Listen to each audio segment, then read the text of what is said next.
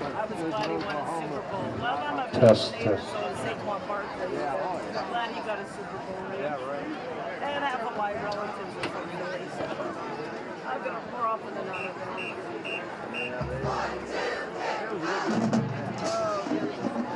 The officials for this evening's contest are led by head referee Tom McCollum, umpire Jim Shahan, line judge David Robach, head linesman Christian Hornberger, field judge Michael Wardish, and side judge Ron McShane. Hey Hawk fans, at Bethel Park, sportsmanship is an expectation, so please let the players play and let the coaches coach, let the officials officiate, and let the spectators be positive. Thank you.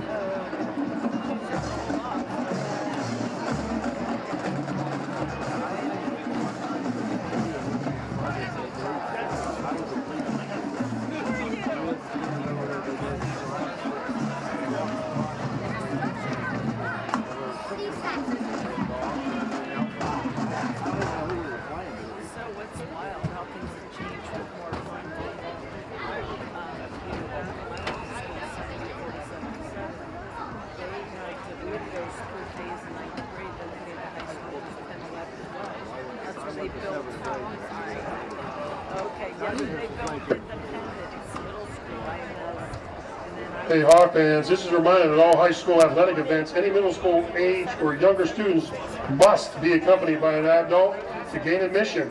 Please note that one adult may represent a group of students for admission purposes, but that adult will supervise the group throughout the event. Students will be permitted to sit on both home and visitor side with the supervision of an adult. This policy will be enforced at all home football events. You will be turned away at the gate if you are dropped off without supervision. Thank you.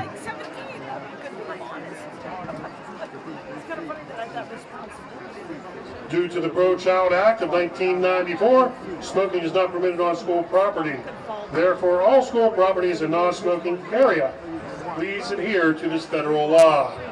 Thank you. You know what I wish, like the pirate thing, about every 4 rows, have a railing in the middle, and then there's a break, and then there's a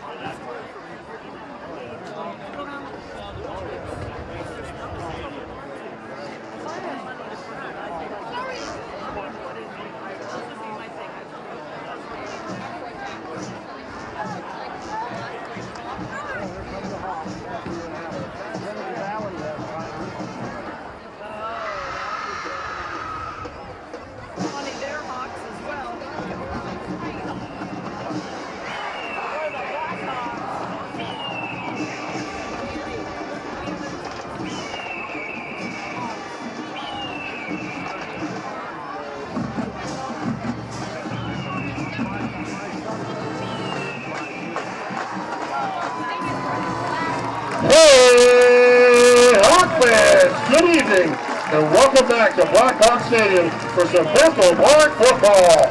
We are excited to bring you yet another night of Friday Night Lights. The Blackhawks came up just short last week against Mars Fighting Plants as they lost 17-13 heartbreaker. Senior running back David Dennison led the charge once again for the Hawks as he recorded 150 yards on the ground for Bethel Park with the game, most notably by both defenses. The Hawks had some huge plays to help jumpstart the momentum. Junior Will Sabatis had himself a night, and he caused 2 fumbles, with one of them coming from him simply ripping the ball out of the running back's hands and taking it back for a touchdown. Well done, Will. Coach Peckus and the Blackhawks will look to bounce back this week as they welcome in the Armstrong Riverhawks, coached by B.J. Zack. The Riverhawks hold a record of 1-1 with a 31-28 loss to versus Highlands last week, and the 35-28 win over Hampton last week. This will be the second overall meeting between the two teams. In the first matchup, which was last season, the Bethel Park Blackhawks dominated the game as they won 46-7. We got a good one here tonight, Hawk fans. So we'd like to wish you the best of luck to both teams as we get ready for another night of Friday Night Lights here at Blackhawk Stadium.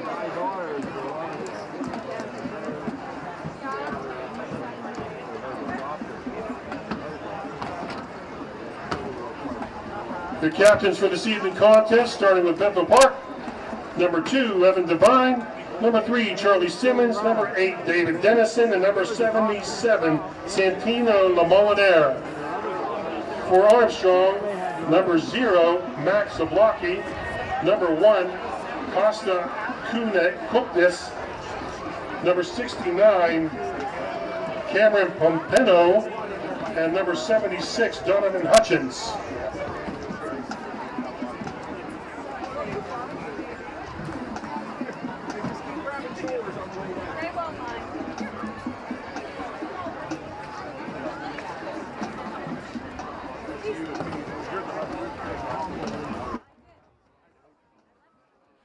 My name is Nicholas Callis, and this is Bethel Park High School football on Blackhawk TV on YouTube, simulcast on Bethel Park Public Access Television. Bethel Park has won the toss and deferred to the second half.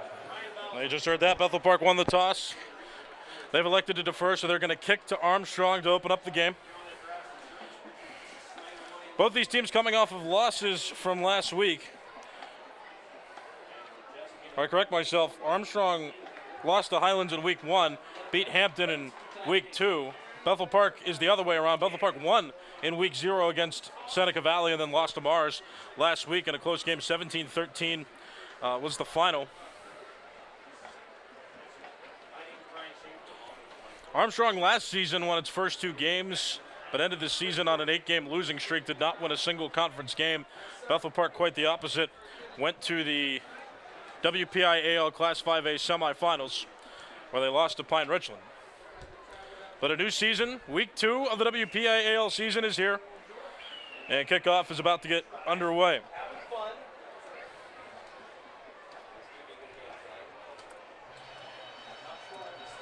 Jake and Parker, the camera operators for today's game, both high school students. Jake's a sophomore, Parker's a freshman. We appreciate their efforts for tonight's game, spending their Friday covering football.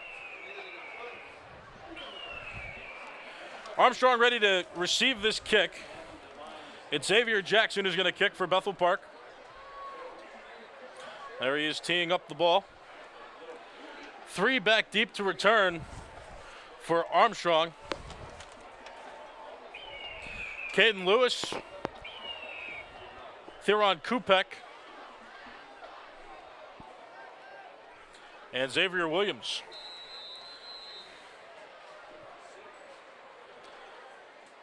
Here we go. Jackson's kick will be fielded at the 20. Runner breaks a tackle. That was Caden Lewis, who's down around the 25-yard line. Tackle by number 45, Jack Johnson.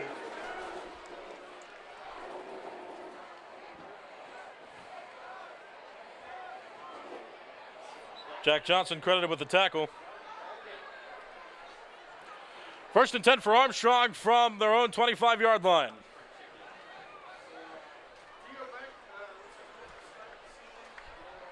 Armstrong's quarterback.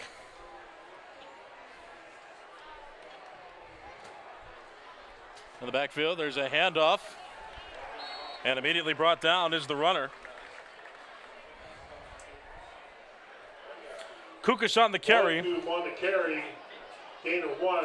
Costa Kuknis is senior. Tackle by number 52, Brian McGuire. Brian McGuire credited with the tackle. 2nd down and 9 to go. An official gain of 1 on the play.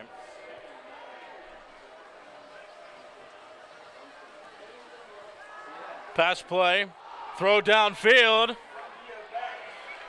and it's an incomplete pass intended for Caden Lewis. Kupek's pass is incomplete, intended for number 9, Caden Lewis. 3rd down and 9. We have a 3rd down and 9. Dio Beck, sophomore, starting quarterback for Armstrong.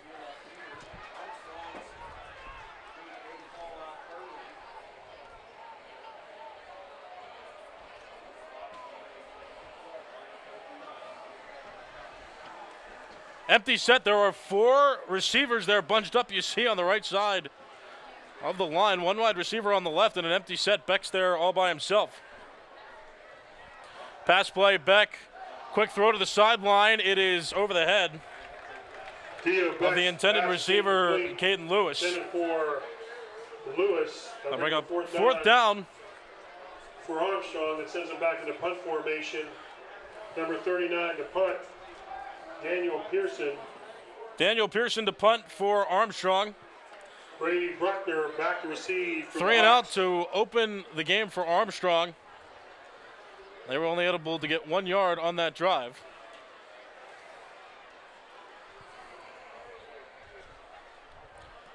Punts away. It's relatively short, but fielded, bobbled a bit. Bruckner takes it, bounces it backwards, and will be tackled as he fumbles the football, and Armstrong's going to return it for a touchdown. Bruckner's fumble. Number 7, Darren Kupek. Taryn Kupek with the touchdown. The scoop and score for Armstrong. And Bethel Park, who was about to get its first offensive possession, as a fumble by Braden Bruckner, get returned by Kupek for 7 points.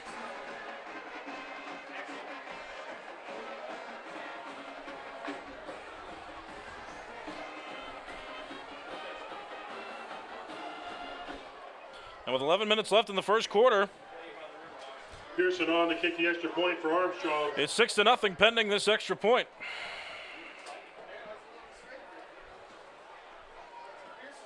Pearson, who just punted, is going to try for this extra point here. Kick is soft, but it's good. Kick is up and good. Armstrong out to the early lead. 7-0 game with 11 minutes left in the first quarter.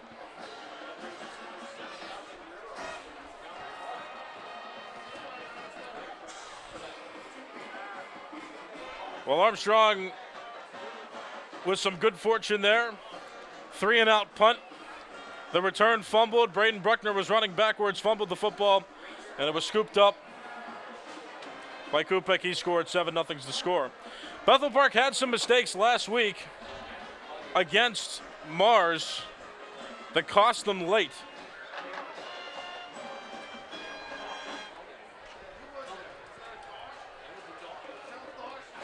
It was a close game last week. 17-13 loss for Bethel Park.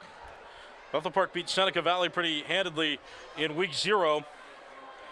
But the difference in that game, it wasn't overly dominant like they had played Seneca Valley a year before. There were still a lot of mistakes made by Bethel Park in that game. Mars exposed those, and now Armstrong with an early lead based on a crucial Bethel Park mistake. And now the Armstrong kick team swings around.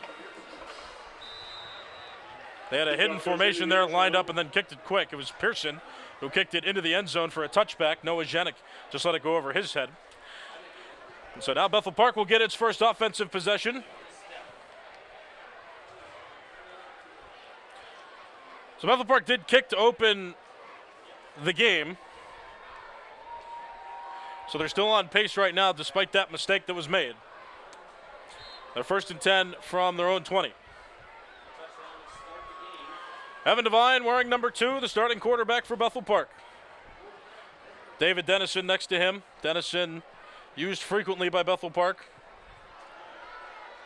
Pass caught by Will Sabatis. First down and way more. Sabatis breaks the tackle, and he's brought down past the 45 on Armstrong's half of the field. Sabatis takes it up over the 50-yard line for the Bethel Park first down. 39-yard play. Takes it up Bethel Park's first offensive play. Armstrong goes for a significant amount of yards. Will Sabatis with the catch. Now Bethel Park quickly on offense again. There's David Dennison. He got a swing pass. Another first down for Bethel Park. Dennison inbounds until he gets around the 10. He's taken out. And number 8, David Dennison. He takes it inside the 10-yard line into the Hawk zone. The ball spotted on Armstrong's 11-yard line. Another first down for Bethel Park. 2 first downs achieved on their first 2 offensive plays. Now Devine lines up under center with Dennison a few yards back. Dennison gets the handoff. Tries to bounce it outside but can't get too far. He's tackled around the line of scrimmage. Second down.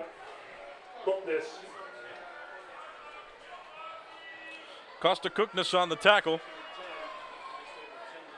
5'8" senior linebacker for Armstrong.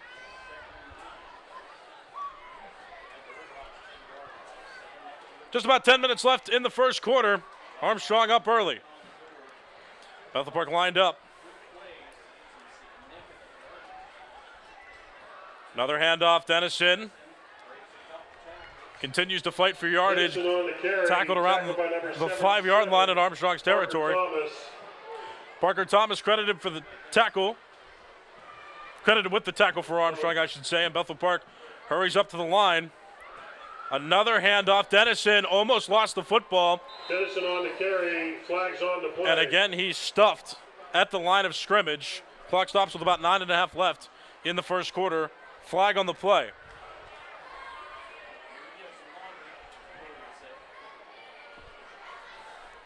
Little substitution on the defense. Half the distance to the goal.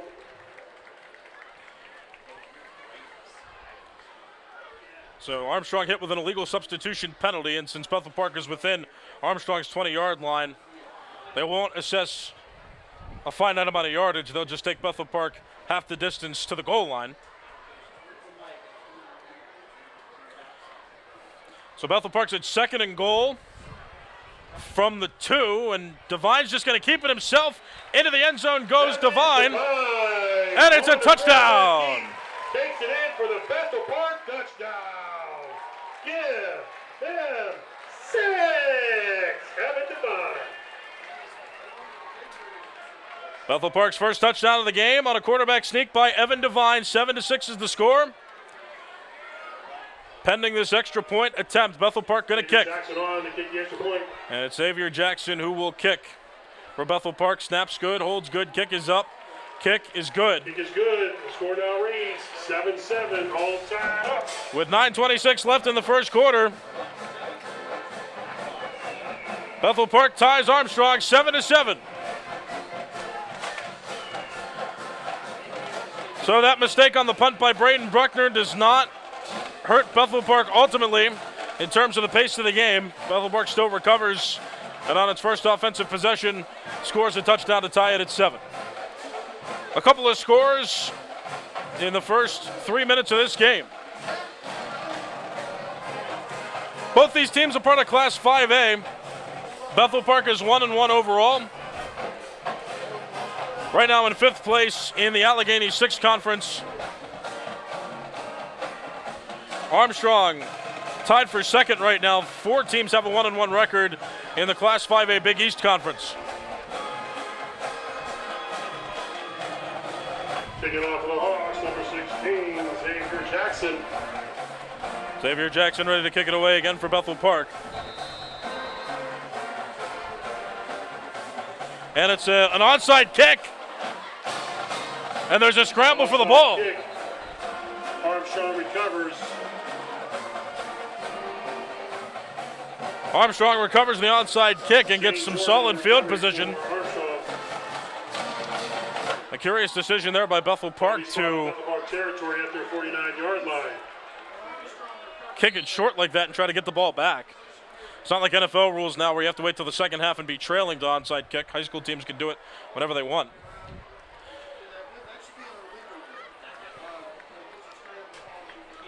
But Bethel Park betting that it can handle this field position Armstrong has around midfield. A rollout, throw down to the sideline, and catch made out there on the far side by Quinn Olson. 5, Olson, gain of 3, 2nd down 7. So Olson caught it inbounds, then stepped out. The official said he was in. Gain of about 2 yards on that play. 2nd down and 8. 9:19 left in the first quarter. Bethel Park and Armstrong tied at 7, 2 Class 5A teams playing here in Bethel Park. Bethel Park playing its 3rd consecutive home game. We'll be on the road next week. Handoff. Bethel Park swarms that run attempt quickly.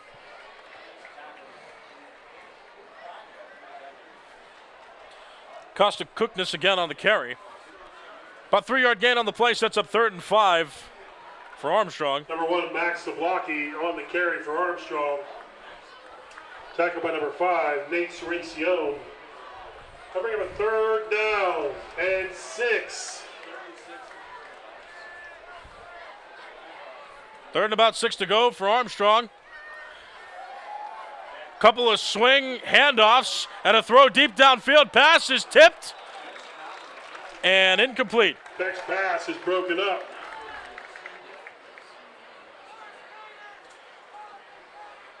I'll bring him a 4th down for Armstrong. Pass was intended for Max Zablocki.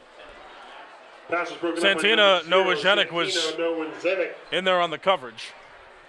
About 8.5 left in the first quarter, and for the second time now in the game, Armstrong sets up the punt. There it is, punts away. And a fair catch called by Brady Bruckner. Does not elect to try to return it this time. At the 14-yard line. 8:28 left in the first quarter.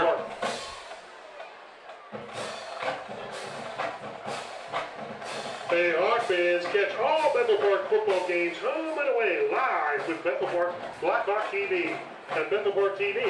Tune in on YouTube at Blackhawk TV 412 or watch on Comcast Channel 21 and Verizon Channel 32. Blackhawk TV and Bethel Park TV are your go-to 6 sources for live football action all season long. Special thanks to Nick Callis from the Morning Show for assisting with tonight's production. Bethel Park now set up.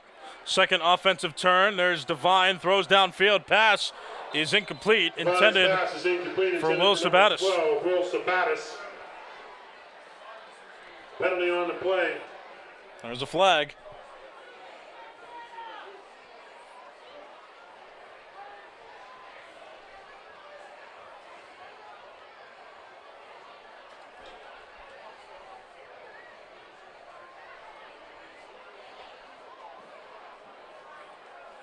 Just waiting for the official to announce what the penalty was.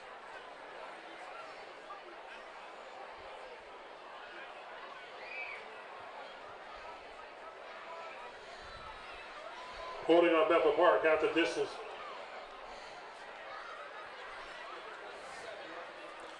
Bethel Park called for holding. So they lose 5 yards. Now it's 1st and 15. Handoff. Tyler Miller on the carry. Tyler Miller into the game for Bethel Park. He's a sophomore. Or a junior, excuse me, a junior running back. Tackle by number in for David Dennison. For Armstrong, Warren Johnson. He's tackled, though, around the line of scrimmage. Warren Johnson on the tackle for Armstrong. Brings up 2nd down and 17. Bethel Park officially loses 2 on the play.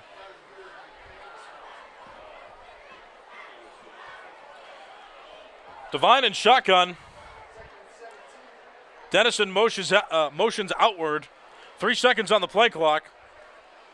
And Bethel Park gets the snap off. Devine slings the ball downfield. It's in and out of the hands of Will Sabatis. It was tough to catch. It was over his head. Made a good effort to try to catch it, but ultimately falls incomplete. We'll make it 3rd down. We give a 3rd down for Bethel Park at 17. 17 yards for a first. The line to gain is on Bethel Park's 23-yard line.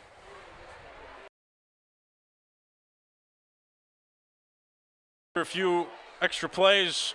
Eventually ran it in with Evan Devine for their first touchdown of the game. Now they're here in their own end zone. Quick pass to Dennison by the sideline. Pass is complete to number 8, David Dennison. And he's brought down. That'll bring up a 4th down for the Hawks.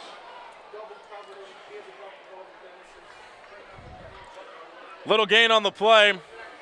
Ball's on Bethel Park's 8-yard line. 4th down. And a long way to go. For Armstrong. Bethel Park's going to punt it.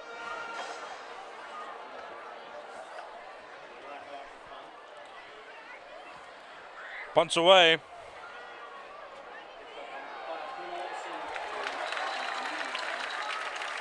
Tackled by number 21, Antonio Williams.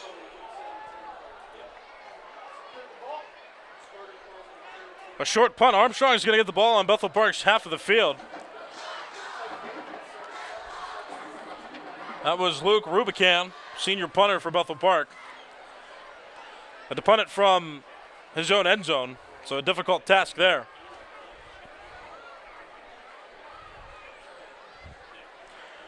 Ball spotted on Bethel Park's, or excuse me, ball spotted on Bethel Park's 42-yard line. Whistle stops play momentarily. Armstrong now for the second time starts a drive on Bethel Park's half of the field. 42-yard line of Bethel Park. Correction, 40-yard line of Bethel Park. Both teams have scored a touchdown. Armstrong has punted twice, but got the fortune of a Bethel Park fumble on that punt, and it was taken back for a touchdown. Handoff. Kookness Zablocki on the carry. Tackled by number 5, Nate Cerencione. Gain of 5. Cerencione credited with the tackle. Second down and 5 yards to go. It was a 5-yard gain on the carry. It's about 7 minutes left in the first quarter. 7-7 tie at this point in the game. Again, Kookness with the carry, and he is immediately brought down by Bethel Park. Zablocki on the carry.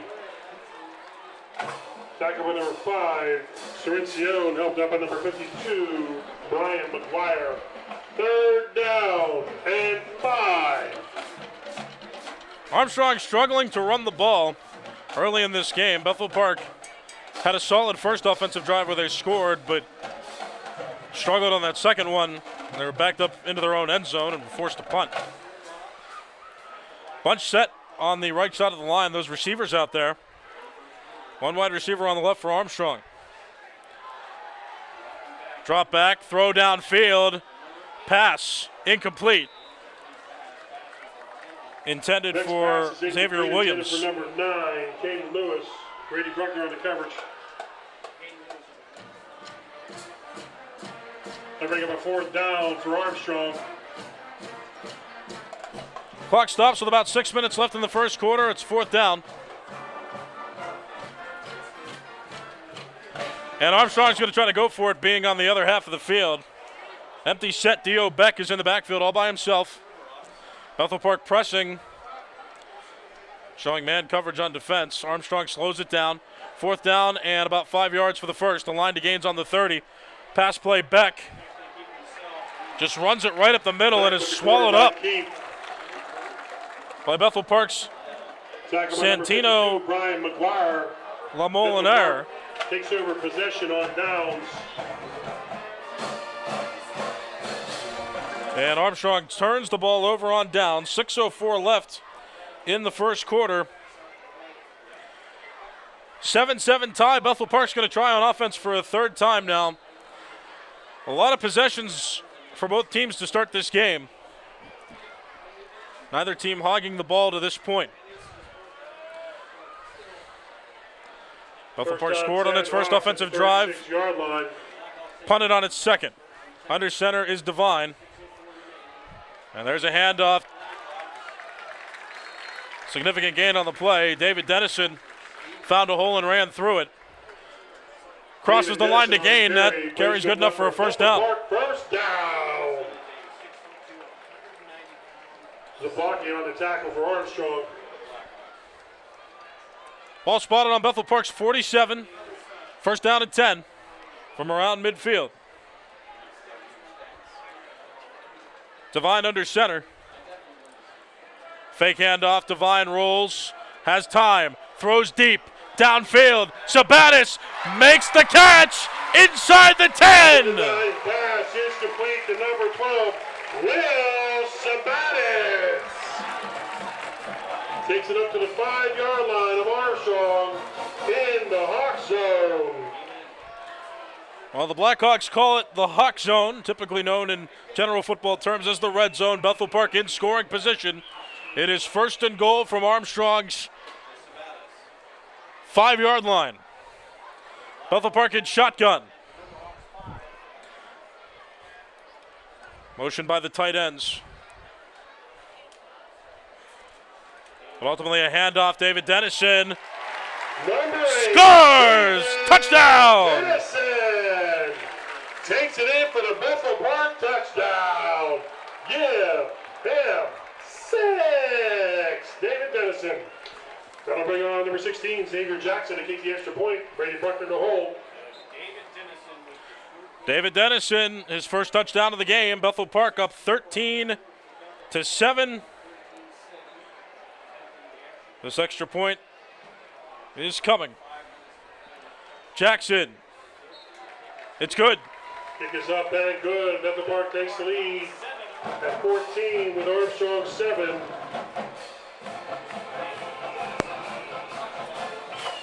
"14-7's the score. 5 minutes, 5 seconds left in the first quarter. Hey, Hawk fans, now is the time to get out your phones to follow all of your Blackhawk athletic teams. Bethel Park has a Twitter and Instagram account for athletics.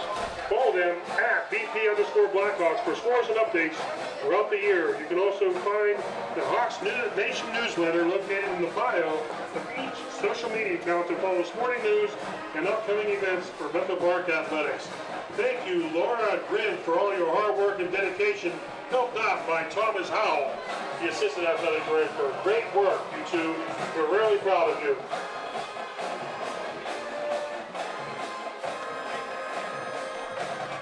Bethel Park setting up to kick off again. So an early snafu for Bethel Park does not come back to haunt them. An early punt return fumble gave Armstrong its first touchdown of the game. Bethel Park has responded well on offense, scoring in 2 of 3 offensive drives now in this game, and here's the kick. Returned by Armstrong. Past the 25 before the ball carrier is brought down. Number 7, Kieran Kupek on the return for Armstrong. Teron Kupek on the return for Armstrong. Trey Johnson is responsible for the Bethel Park tackle there. 4:59 left in the first quarter. Like I said earlier on, a healthy amount of possessions for both teams in this game. Neither team dominating possession. Bethel Park does have the advantage now, winning by a touchdown.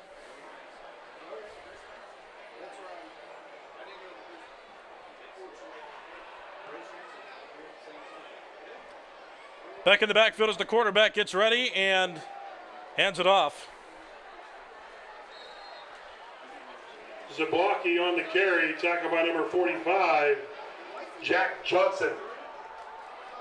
Costa Cookness on the carry. Gain of 6, second down 4 for Armstrong. 2nd and 4 for Armstrong. Line to gains at Armstrong's 38. Shotgun formation again. Pass play, Beck throws, catch made, and a first down for Armstrong and a bit more. Beck's pass is complete to number 5, Quinn Olson. Quinn Olson on the catch. Tackled by number 45, Jack Johnson. He's tackled around midfield by Jack Johnson. But a first down achieved by Armstrong. Ball spotted on Armstrong's own 48-yard line. Armstrong lines up again. 3 receivers on the left side of the line. Theo Beck now looks to the sideline. Under 4 minutes left now in the first quarter.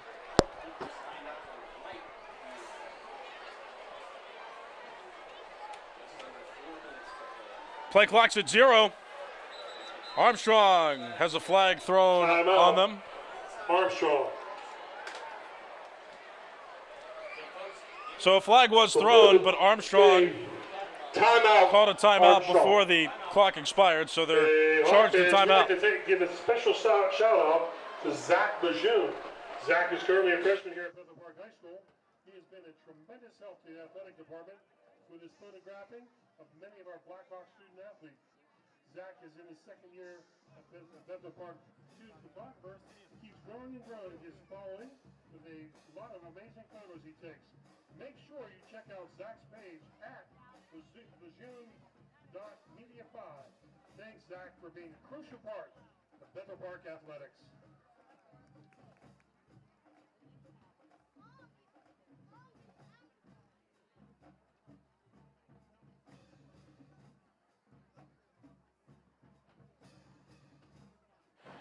.350 remaining in the first quarter. Bethel Park up 14-7. Armstrong has been struggling to move the football, though this drive is going relatively smoothly. They did have to call a timeout because they're about to get hit with a delay of game penalty. 25 seconds to run a play in WPIAL football. Dio Beck gets the snap and hands off to Kuknis, who is tackled. On the carry. 2-yard gain. Trey Johnson on a tackle for the Hawks.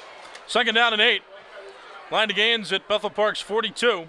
Gain of 3. Line of scrimmage is on 7. Bethel Park's 49. Ball spotted at the 49-yard line of the Hawks.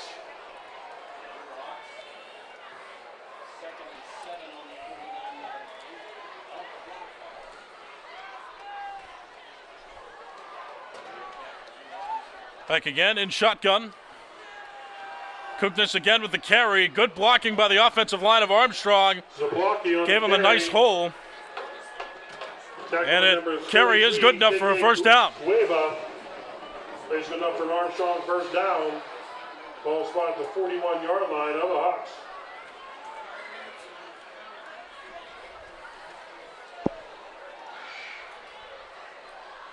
Armstrong quickly lining up again. This has been their most productive offensive drive so far of the game. They've earned their way across midfield, and flag on the play as Dio Beck keeps it himself. Fake the handoff to Kuknis. Quarterback key by Dio Beck. Tackle by number 5, Nate Cerencione. No gain. There was a flag on the play, so we'll see what the infraction was.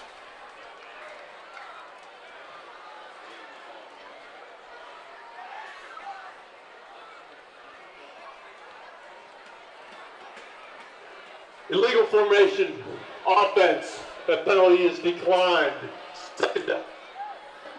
There was an illegal formation by Armstrong. Bethel Park's going to decline the penalty. The play didn't yield any yards for Armstrong, so Bethel Park's just going to keep them right at that original line of scrimmage. 2nd down and 10 still from the 41. Pass play, catch by Olsen, and he is wrapped up and brought down around the line of scrimmage. Number 5, Quinn Officially a loss of 1 yard on the play. Number 5, Nate Sets up 3rd and 11. Loss of 1. For Armstrong now on Bethel Park's 42. And 11. Armstrong lines up quickly, spread formation, 2 wide receivers on each side of the line.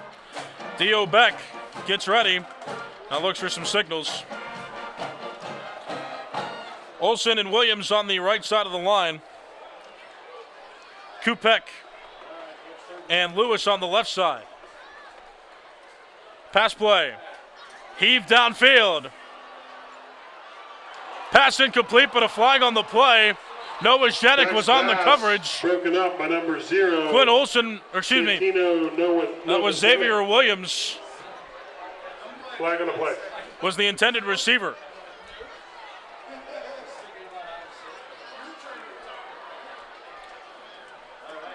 And the officials signaling pass interference. Number 0.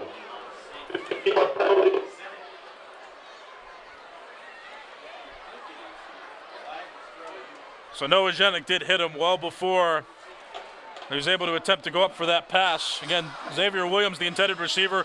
Noah Zdenek on the defense. But he's hit with the pass interference penalty, which gives Armstrong 15 yards and a new set of downs. 28-yard line of the Hawks.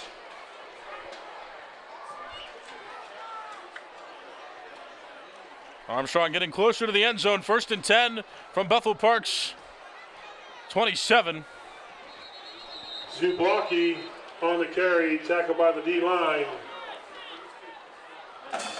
Kuknis on the carry again for Armstrong. 3-yard gain on the play, 2nd and 7. Ball now on Bethel Park's 24. The line to gains on Bethel Park's 17.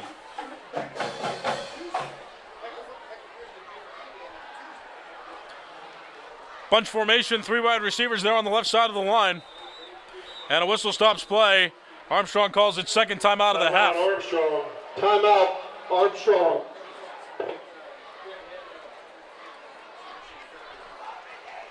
Hey, Hawk fans, in Bethel Park Athletic News, the girls' tennis team is yet again on a roll. The girls picked up 3 big wins over South Fayette, Peters Township, and Norwin this week to improve their record to 10-0 on the year. Let's go, ladies. Keep it up.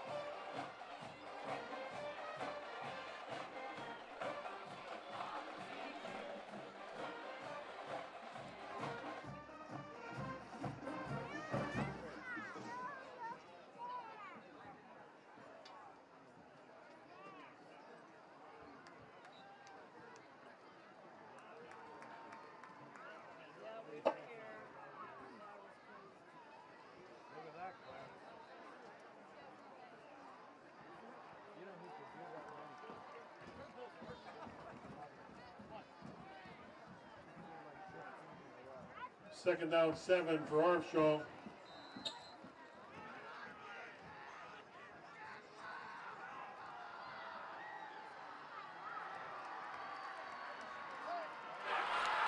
Dio Beck throws downfield. Pass is into the hands of a Bethel Park defender. That's Braden Bruckner. Braden running down the sideline. He's got space.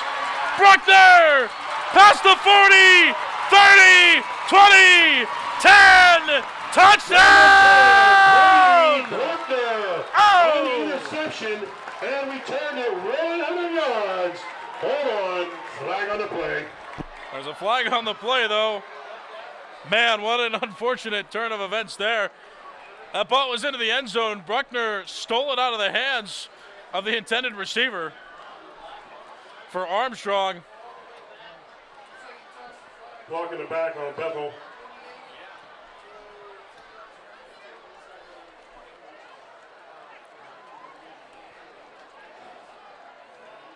That was an impressive play, but it's going to be brought back a significant amount of yards. No touchdown, certainly. Ball's not even going to be spotted past midfield. But Bethel Park does get possession. It's 1st and 10 from Bethel Park's. Right now, the line of scrimmage markers at Bethel Park's 21. Boy, that was exciting, though, there for the moment.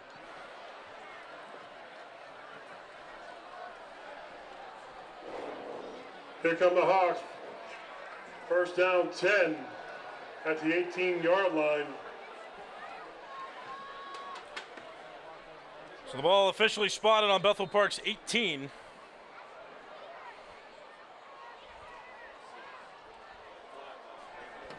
Pass play, Devine runs away from pressure, gets past the line of scrimmage, and is brought down after a modest gain on the play, 2nd down. Tackled by number 19, Mason Sanders. Bethel Park could run one more play. 2nd down 5 for the Hawks. Quarter about to come to a conclusion. Under 20 seconds left now. Devine, handoff to David Dennison. Dennison breaks a couple tackles, and he's going to get a 1st down and more. Brought down short of the 40-yard line.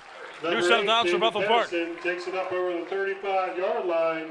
Plays good enough for Bethel Park. 1st down. Well, a healthy amount of possessions for both teams. And the first quarter ends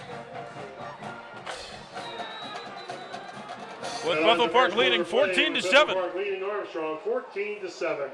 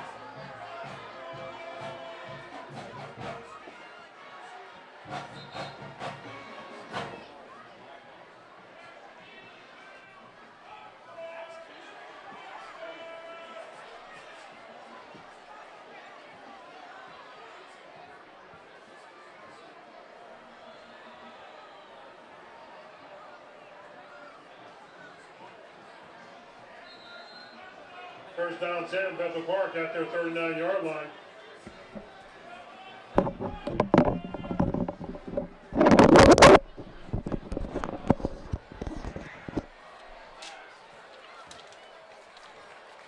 Divine's pass is complete to number 12, Will Sabatis. Plays good enough for Bethel Park, first down. Will Sabatis on the catch. Spotted in Armstrong territory at their 48-yard line.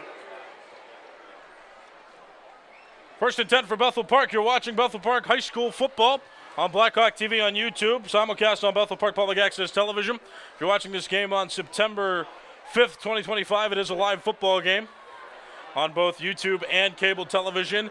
Big pass downfield. This pass is incomplete. Noah Janik was the intended receiver, but it was over his head out of bounds. Santino, Dovan Zenik.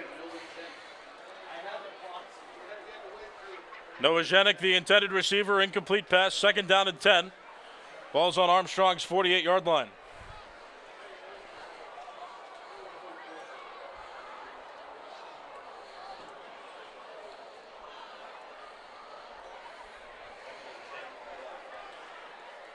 Bethel Park setting up. 10 seconds left on the play clock.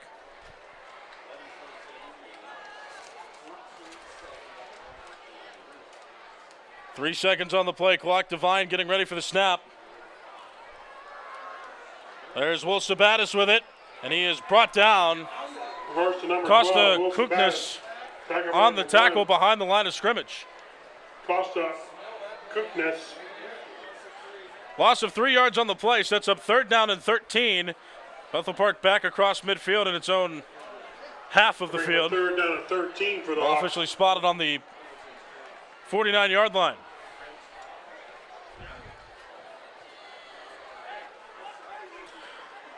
Noah Janik, Bruckner, and Sabatis. Trips formation on the right side of the line. And Bethel Park's going to use a timeout Timeout, Bethel Park. as they were lining up. Now, Bethel Park. 14-7 is the score. 10:46 left on the clock in this second quarter now. That first quarter went by slowly. Both teams had a healthy possession of the football throughout. Neither team's hogged it. It's been pretty balanced. Bethel Park up by 1 touchdown. Armstrong's touchdown was on a fumble recovery on a punt. Braden Bruckner fielded it, ran backwards, then got tackled. Had the ball forced from his grasp. Armstrong capitalized and scored. Got the first 7 points of the game. Bethel Park was able to score on its first offensive drive of the game. Several solid runs by David Dennison, a few passes in there as well. But ultimately the touchdown scored by Evan Devine made it 7-7. And then Dennison, later on in that first quarter, had a rushing touchdown for Bethel Park, a pretty significant rush at that, making it 14-7 Bethel Park. All extra points made from both teams so far. Bethel Park just used its first time out of the half. Quick swing pass, there's Dennison. He's got a first down and a little bit more. Spins around the 35 and is tackled around the 30 in Armstrong's territory. Good enough for a Bethel Park first down. 30-yard line to the Armstrong 30. That plays good enough for a Bethel Park first down. David Dennison is a weapon Bethel Park has relied on early in this season. Has been rushing well in this game too. First down and 10 from Armstrong's 30-yard line. Fake handoff, Devine slings it to Sabatis, catch made! Devine's pass is complete to number 12, Will Sabatis. And that's another first down for Bethel Park. 15, Sanders plays good enough for Bethel Park first down in the Hawk zone. Armstrong has just one timeout left this half, Bethel Park with 2. Bethel Park quickly lines up. Noah Janik gets a bubble screen and is tackled right around the 10. Matter of fact, past the 10. Ball officially spotted on Armstrong's 6-yard line, and Bethel Park quickly again runs the same play. Flag flies as Noah Janik makes it close to the end zone. Flags on the play. So if that play holds up, it'll be spotted at Armstrong's 2-yard line. but there is a flag that flew, so that has to be addressed.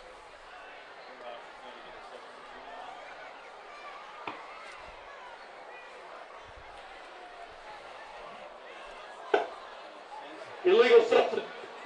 The defense is declining.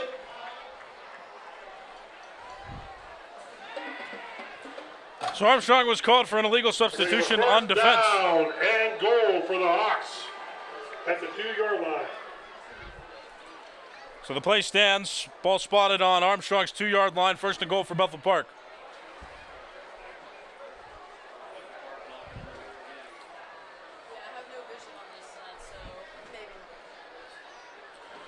Will Sabatis on the left side of the line. Noah Zhenik on the right side. Braden Bruckner's there in the slot. On the right side of the line, Dennison next to Devine. Dennison got the handoff and immediately was brought down by Armstrong defenders. Stopped in the backfield. Number 15, Caleb Kinsey.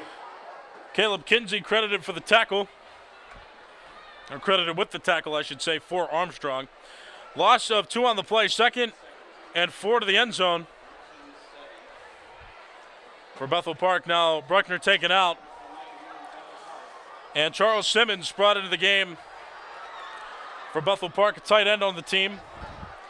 Had a touchdown against Seneca Valley a couple weeks ago. And goal from the 4. 5 seconds left on the play clock. Devine under center, motion called for. Fake handoff, Devine rolls, throws, pass over the head of the intended receiver. Pass is complete to number 12. Well, it looked like it was intended for Nathan Cirencione, but Will Sabatis was behind Cirencione, and Sabatis scores the touchdown for Bethel Park. Got to bring on number 16, Xavier Jackson, to kick the extra point. Brady Bruckner to hold. There was a block in the back that prevented Will Sabatis from scoring a touchdown to end the first quarter. But Will Sabatis there gets a touchdown reception. Padding Bethel Park's lead. Xavier Jackson's extra point is good. Kick is good. The score now reads Bethel Park 21, Armstrong 7. With 8:24 left on the clock in the first quarter. I keep saying the first quarter, I apologize. With 8:24 left in the second quarter. It is 21-14, Bethel Park leads.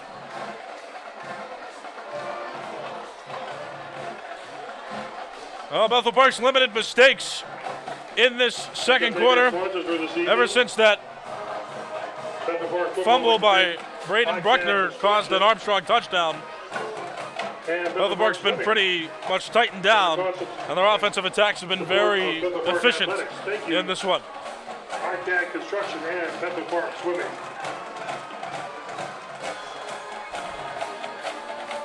Just one punt for Bethel Park, too, in this game. They've been pretty efficient on offense, and they've been scoring at a solid pace now to maintain this lead, and now they've added on.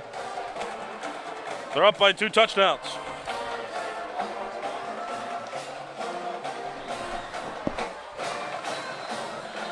Xavier Jackson ready to kick it away for Bethel Park. Sent deep, 3 return players for Armstrong. One of them takes it up. Past the 25, now to the 30. That is Teron Kupek on the return. Teron Kupek.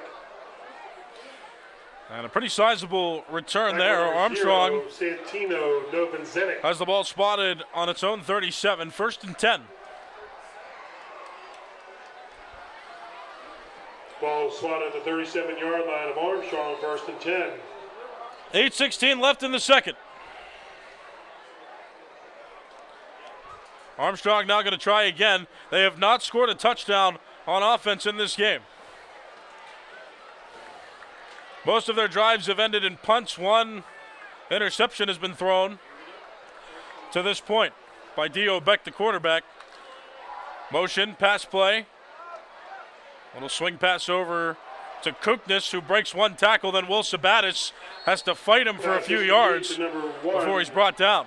Kuknis, tackled by Sabatis, gain of 5, 2nd down 5 for Armstrong. Line of gains at Armstrong's 47. Ball now spotted on Armstrong's 42. 21-7 is the score. Now under 7 minutes left in the quarter.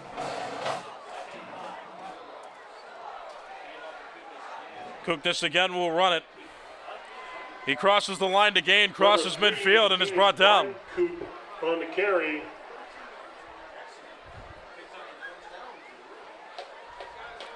Tackle by number 3, And I correct myself, that was Phoenix Winecoop on the carry. At the 45-yard line of Bethel Park.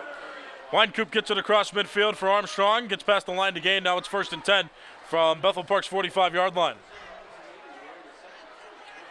Beck, handoff. Kuknis gets another carry. This time he is stopped around the line of scrimmage. Kuknis on the carry. 2nd down. Tackle by number 13, Tim Ondo. Gain of 1, 2nd down, 9. 1 yard gain officially. That's where the forward progress stopped. 2nd and 9 from Bethel Park's 44. Dio Beck has Kuknis and Winecoop in the backfield. 2 sidecars on each side of his flanks. I said that weirdly. He's flanked on each side is what I meant. Either way, here's a pass play. Beck down the field. Pass is incomplete. Beck's pass intended for Xavier Williams. Number 8, Xavier Williams. Bring up a 3rd down. 9. 6:31 left in the second quarter. 3rd and 9 from Bethel Park's 44. And Armstrong threw an interception on its last offensive drive. Otherwise, they've ended their drives in punts. Had 1 turnover on downs as well. Do want to mention that. But they have failed to score on offense yet in this game. Dio Beck drops back. Throws downfield. Pass caught. That's Xavier Williams, who's brought down. Bethel Park trying to punch the football out of Xavier Williams' grasp, but the officials blow the play dead. Significant gain for Armstrong, over 25 yards by Xavier Williams there, and that's good enough for an Armstrong 1st down. As now they're inside Bethel Park's 25, ball spotted on the 24. So not quite a 25, officially a 20-yard gain.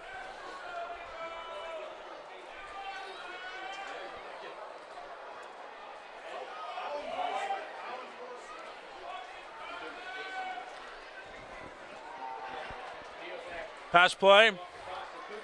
And a run now by Kuknis, who is brought down past the 10. Beck's pass to number 1, Kuknis, is complete. Tackle by number 33, Cueva. Plays good enough for a 1st down for Armstrong. A 1st and goal from the 8-yard line.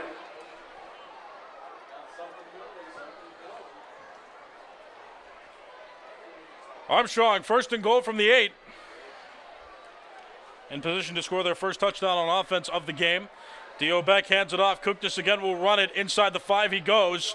And he is tackled. Kuknis on the carry, tackled by the D-line. Short of the goal line.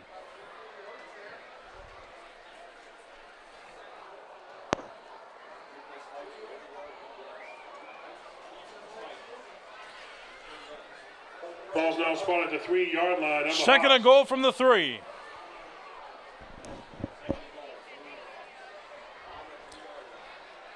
Armstrong spread out on offense, motion. Dio Beck gets the snap, handoff. Kuknis again will run it, and he is tackled number 1, short Kuknis of the end zone. Takes it down to the 1 of the Hawks. 3rd down and 1 yard to go for the end zone. 4, Trey Johnson. Armstrong in position to score. About 4.5 minutes left in this second quarter. 52, McGuire. Important to note, too, Bethel Park deferred after winning the toss. So Bethel Park will receive to start the second half. Timeout called by Bethel Park. Bethel Park uses its 2nd timeout of the half. Each team now has 1 remaining. This is the closest that Armstrong's been to scoring yet. They've had their struggles on offense, but they are moving the ball methodically here. This is something that Mars did to Bethel Park last week as well. Bethel Park got out to an early lead, but Mars kept chipping away. Bethel Park wasn't scoring enough. Bethel Park ended up losing 17-13. Armstrong, despite being down by 2 touchdowns, has held its own in this game. Thanks to Moe's for providing great food for the staff in the press box this evening. This will be a pivotal drive here. Armstrong 1 yard away from 6 more points. That could swing the tide of this game. Like I said, Bethel Park will receive to start the second half. So if Armstrong scores here, they'll be that much closer. Bethel Park would have enough time to mount another drive and try to score again before this half is over. There's still about 4.5 minutes left on the clock. 3rd down. It just makes this all the more pivotal for Armstrong to keep relatively close pace with Bethel Park in this one.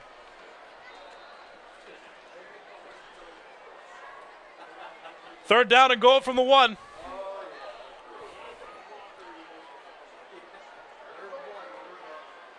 Quarterback keeper. No signal yet. And now there's a signal. It's 4th down. No gain. Theo Beck just kept the ball himself. 4th down. Bethel Park stops Armstrong. the 3rd down attempt. Now it's 4th down and a half yard to go. 4 minutes left in the quarter.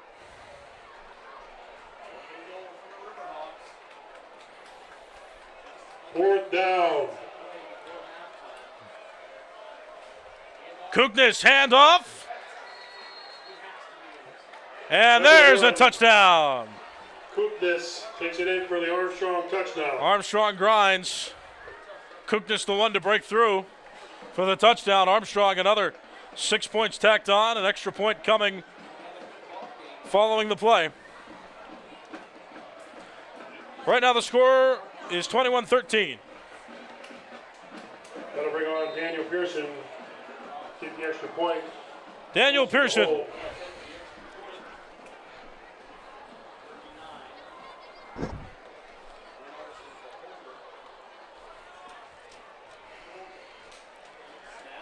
Good snap, good hold, kicks up.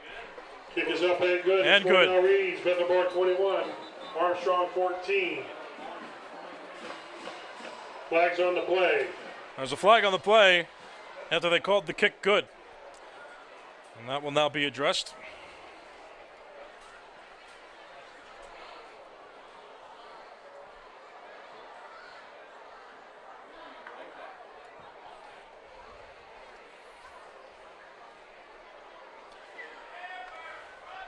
Both teams going back to their huddles on the sidelines, and everybody accepting that the kick is good, but there is a flag and a player down on the field due to injury. 3:46 left in the second quarter. Armstrong has brought the game within a touchdown. It's 21-14. You're watching Bethel Park High School football on Blackhawk TV on YouTube, simulcast on Bethel Park Public Access Television. If you're watching this game on September 5th, 2025, it is a live football game. Yeah, we do have live games on cable TV as well. BPTV, your flagship cable television home of Blackhawks football, boys and girls basketball, and baseball. All season, home and away games. Watch with Bethel Park Public Access Television. And if you're one to be more of a mobile viewer, watch on your phone or tablet, we'll go to Blackhawk TV 412 on YouTube, and you can watch live games on there. Hit that subscribe button, and you'll be notified whenever we go live for games like this. And for other games throughout each sports season. Armstrong just scored a touchdown, and that makes this Bethel Park drive rather pivotal. Bethel Park's going to receive to start the second half, so Bethel Park is in position to either pad on to its lead even more, or Armstrong could keep Bethel Park at arm's length away by preventing Bethel Park from scoring here and then having a new half to mount a defensive attack and prevent them from scoring again to start the next half.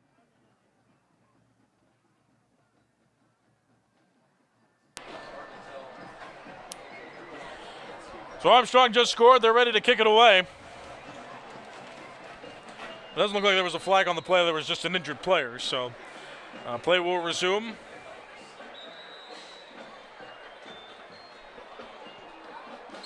Armstrong tries for an onside kick, but flags fly.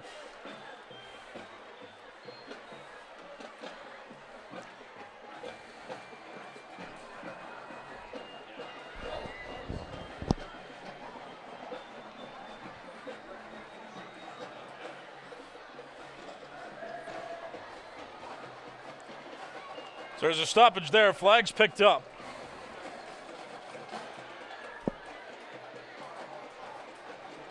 The head official is running to meet with 3 other officials around the middle of the field. Looks like Armstrong was set up for a soft kick.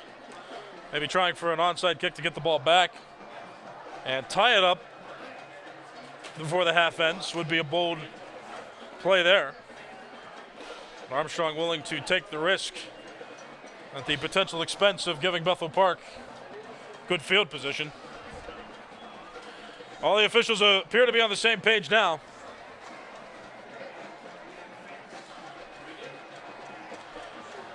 So a whistle stopped the play. Armstrong was in the process of kicking the football when the officials blew the play dead. Now they've taken out Daniel Pearson, the kicker of Armstrong, and they brought on a new kicker, Mason Sanders. So Mason Sanders now lines up and goes on the field, and they move Warren Johnson over to do the kick for Armstrong.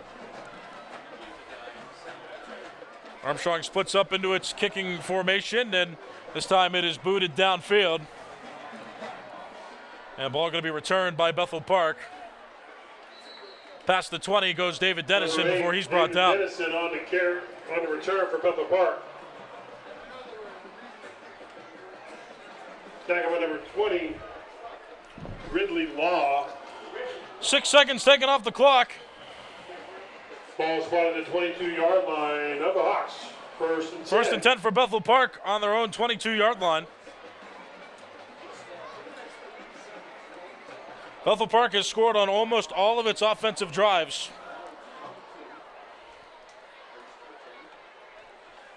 And has 3 minutes and 40 seconds to tack on an extra touchdown, or any points for that matter. They could try for a field goal too. If we're going into halftime, they will get the ball back to start the second half. David Dennison on the carry.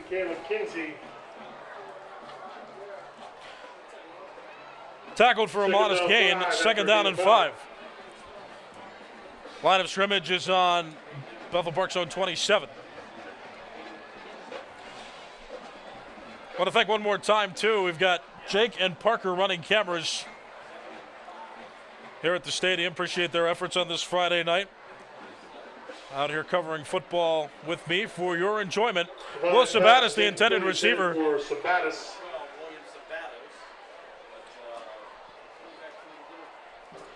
Incomplete pass sets up 3rd and 5. Still from that 27-yard line.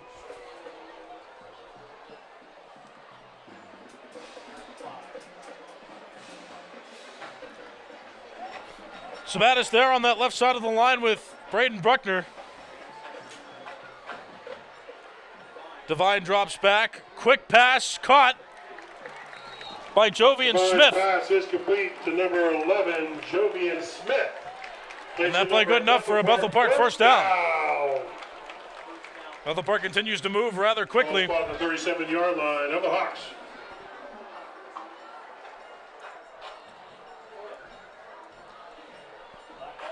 Again, a pass play. Devine, screen pass. There's Dennison. He's on the move. Dennison across midfield, past the 40, and is brought down around the 35-yard line. Takes it up over the 50-yard line to the 35-yard line of Armstrong for the Bethel Park first down. First down and 10 from Armstrong's 35-yard line.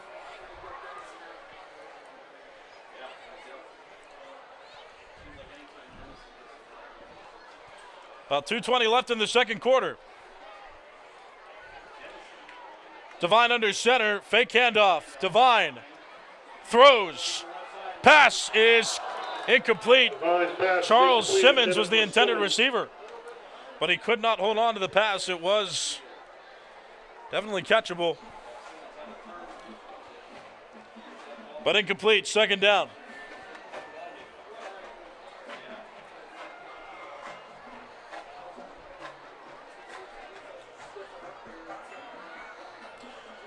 Both teams with one timeout remaining each in this half.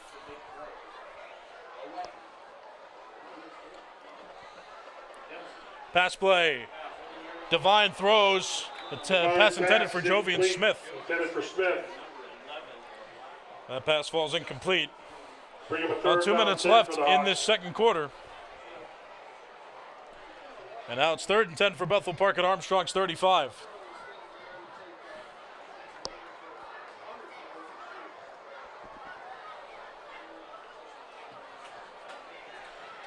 Bethel Park lines up again. Same line of scrimmage. And the ball wasn't snapped, yet all the Bethel Park players started moving the play to run the play.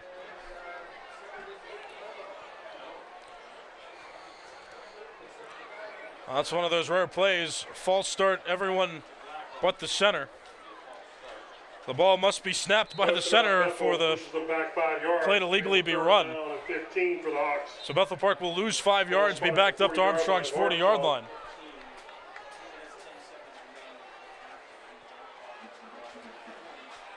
Pass play, Devine throws, there's Dennison. Wiggles around, but is ultimately swallowed up back at the initial line of scrimmage. Devine's pass is complete to Dennison. 4th down. 5 yards to the 35-yard line. They'll bring up a 4th down and 10 to the Hawks. Ball back to the 35-yard line in Armstrong's territory. The line to gains at Armstrong's 25. A punt wouldn't necessarily make sense with this field position.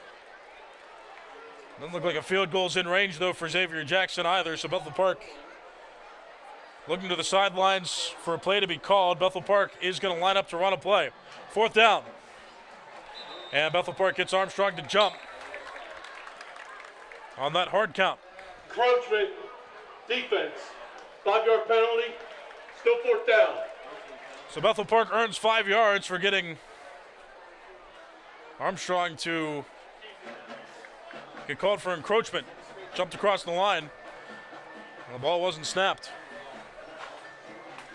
Now Bethel Park on the 30. 1:22 left in the second quarter.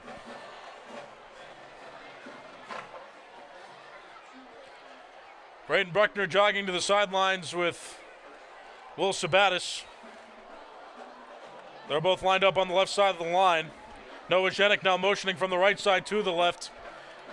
Devine in the backfield. Gets the snap, pass play, Devine throws, pass caught by Will Sabatis inside the 20, and he stays on his feet. Sabatis to the corner, touchdown! Devine pass is complete to number 12, Will Sabatis, and he takes it to the house for the Bethel Park touchdown. Give him another 6. Will Sabatis. I'll bring on number 16, Xavier Jackson, to kick the extra point. Brady Park number hold.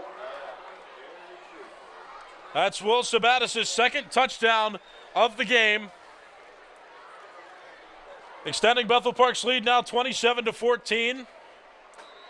With Bethel Park now attempting this extra point.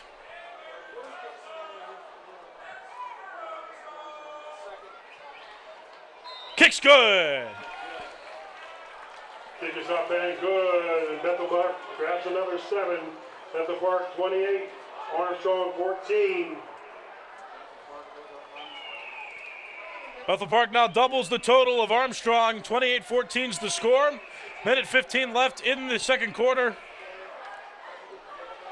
And again, Bethel Park will receive to start the second half, so Bethel Park is in a prime position here. As long as Armstrong doesn't score again, Bethel Park will be set up pretty favorably to begin the second half. Hey, Hawk fans and Bethel Park athletic news. Girls golf. You're watching Bethel Park High School football on Blackhawk TV on YouTube, simulcast on Bethel Park Public Access Television. My name is Nicholas Callis. Jake and Parker doing camera work for tonight's game. Appreciate them. They are volunteers with the high school, and they're both underclassmen. Jake's a sophomore, Parker's only a freshman. And they're doing a pretty solid job in this game, bringing coverage to you. We still need volunteers, though. If you know any students at the high school or you are a student at the high school that's interested in production, no experience necessary. We'll teach you everything you need to know. Just go to Mr. K down in room 104 or send him an email. He's the media and AV teacher at Bethel Park. And again, his room's in 104 in the building. Jackson kicks off and sends it directly to the end zone for a touchback.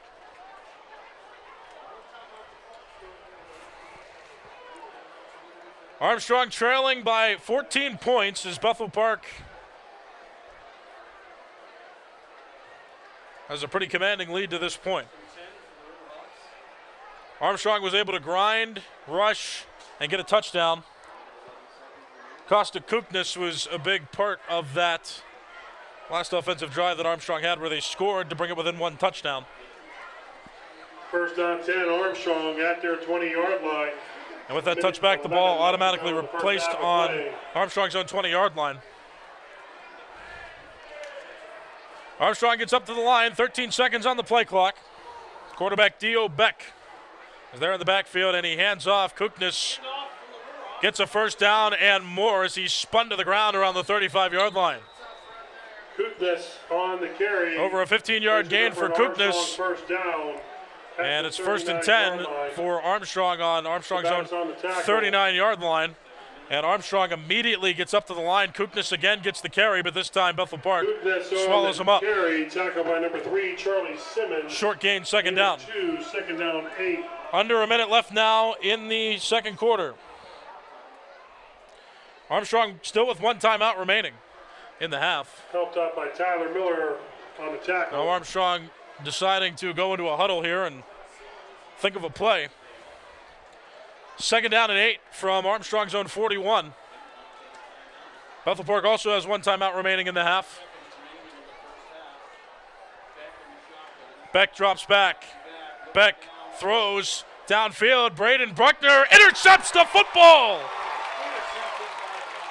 Bruckner at the 40 now runs and bounces it to the other side of the field. Has a blocker. Braden Bruckner at the 20, inside the 20, and is carried to the ground, out of bounds, around the 15-yard line. Intercepted by number 10, Brady Bruckner. And that is a crucial play right there. Bethel Park has 8 seconds left Here come the Hawks. and one timeout to attempt to score before the half ends. A crucial mistake made there by Armstrong because once again, I'll repeat it again, Bethel Park gets the ball back. To start the second half, they deferred when they won the coin toss. Bethel Park is in clear field goal range. Like I said, they have one timeout remaining, and they start at the 15-yard line with this opportunity to score. Bethel Park spread out. David Dennison lines up behind Evan Devine. Motion there by Noah Zenick.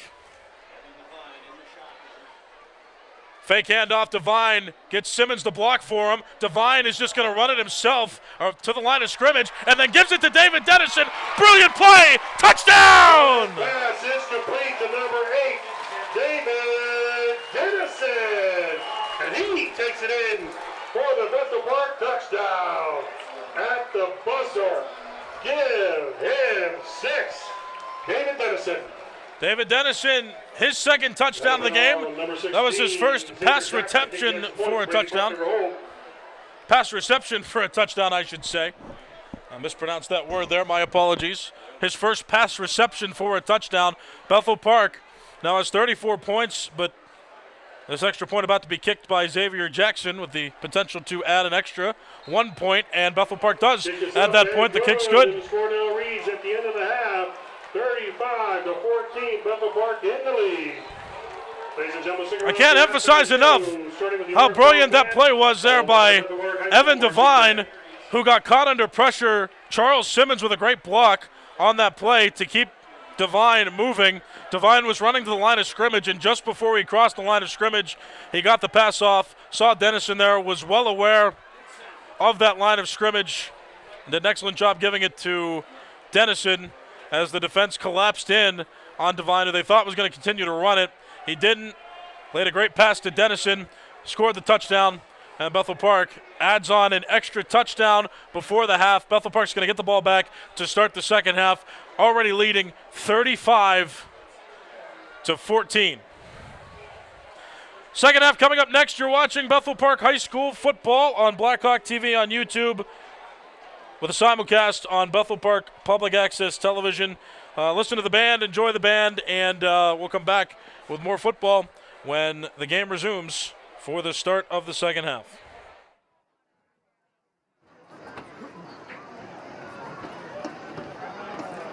Good evening, ladies and gentlemen, and welcome to the 2025 Armstrong Riverhawks Marching Band Halftime Show. Tonight, for your listening and viewing pleasure, the Armstrong Riverhawks Marching Band will be performing this year's halftime show, Sounds of the South, featuring American Barn Dance, Take Me Home Country Roads, Tennessee Waltz, and Rocky Top, as the band highlights and celebrates songs as they prepare for their upcoming trip to Pigeon Forge, Tennessee, and Dollywood this upcoming spring.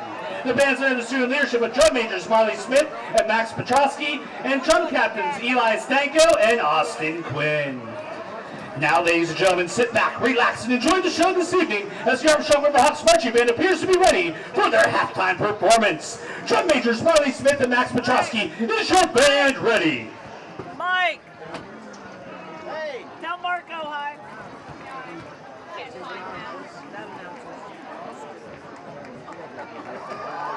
Armstrong Riverhawks Marching Band, the field is yours for performance.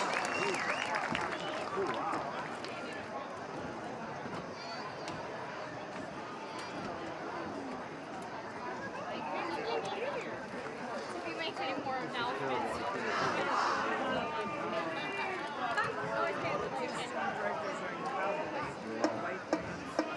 Like Western tops and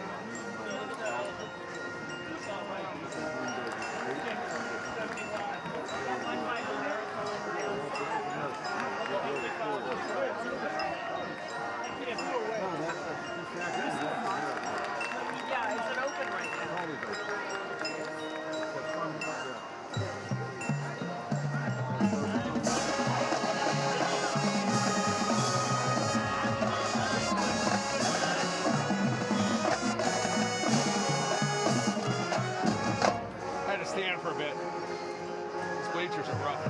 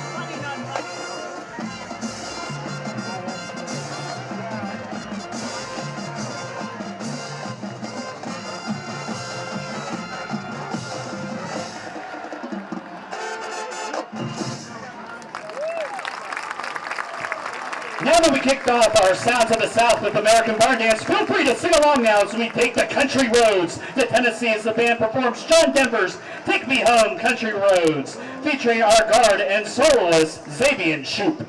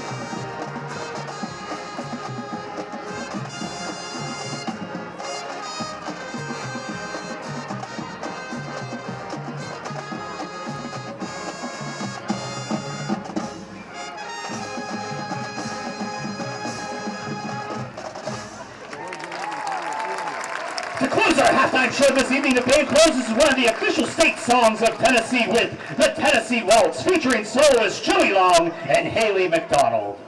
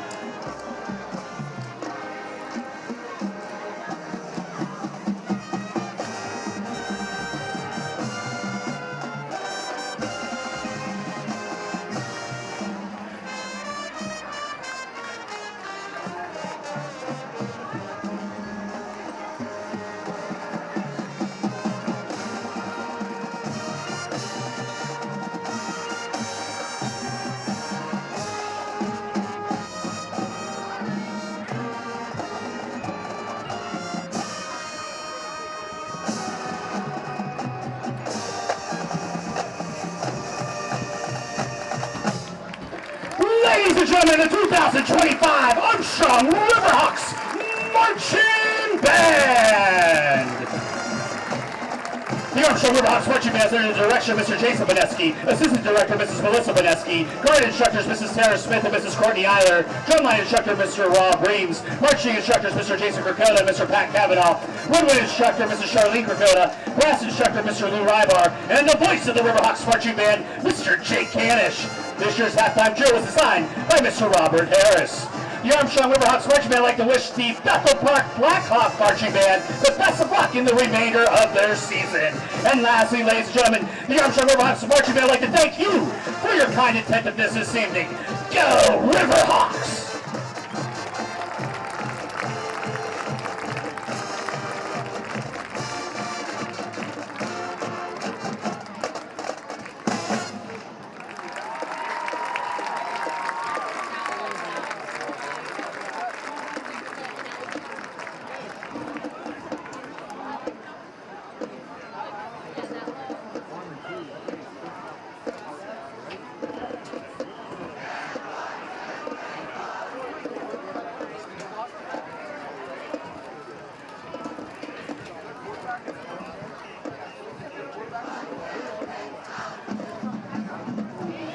Ladies and gentlemen, presenting the pride of Bethel Park, the Bethel Park High School Blackhawk Marching Band. Led onto the field by head matron Gabriella Walsh and head puppets Haley Miner and Emily Wiles. For the 2025 season, the Blackhawk Marching Band presents Dueling Pianos, the music of Elton John and Billy Joel. We open our halftime performance with a spectacular setting of two of Billy Joel's most recognizable songs, We Didn't Start the Fire and Piano Man.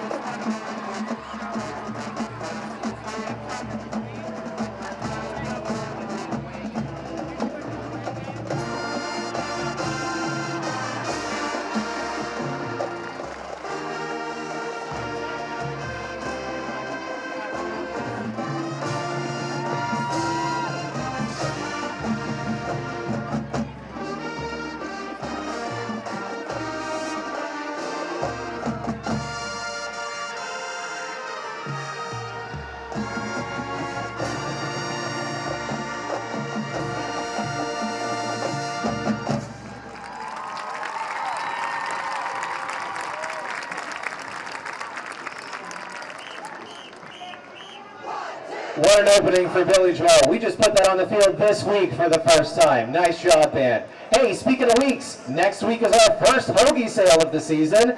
The week after that, Community Day, and then our Bethel Park Band Festival. 3 action-packed Saturdays starting next week. Thanks for your support. Maybe we'll see you in Pitch and Forge, Armstrong. We're heading there too. Time to switch it up and take up the intensity with some Elton John. Next we'll feature the Majorettes in a fast-paced arrangement of Elton's Saturday Night's All Right for Fighting.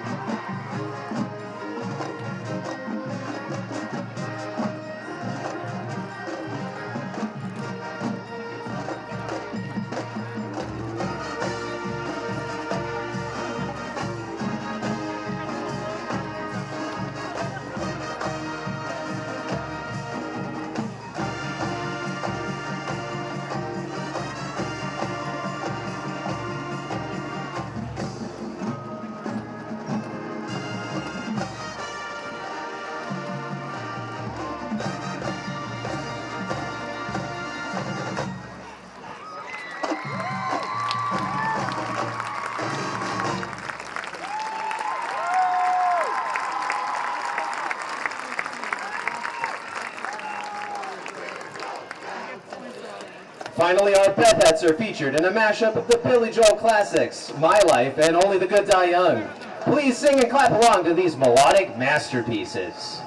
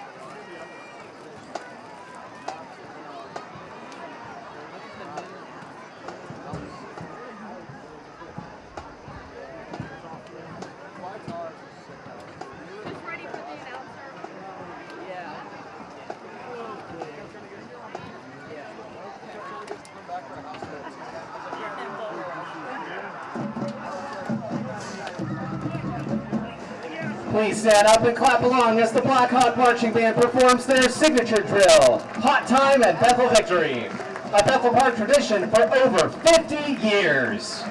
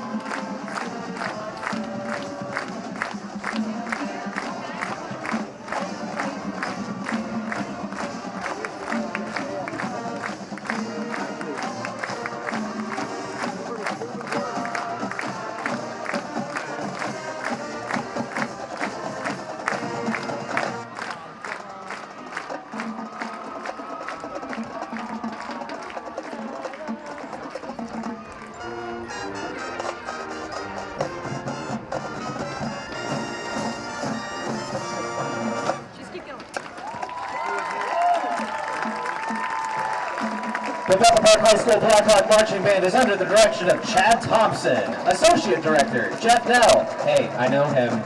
Assistant Director, Zach Cable and Keith Bourne. Beth Ed Director, Phoebe Daly, and Major Ed Director, Jen McAboose. Our student directors are Holly McGuff and Parker Walton. Special Events Coordinator, Elizabeth Corrins. Head Majorette, Gabriella Walsh. Head Bethettes, Haley Miner and Emily Wiles. And Drum Captains, Mia DePaulo and Gavin Storr. Thank you for your kind attention, and go Hawks!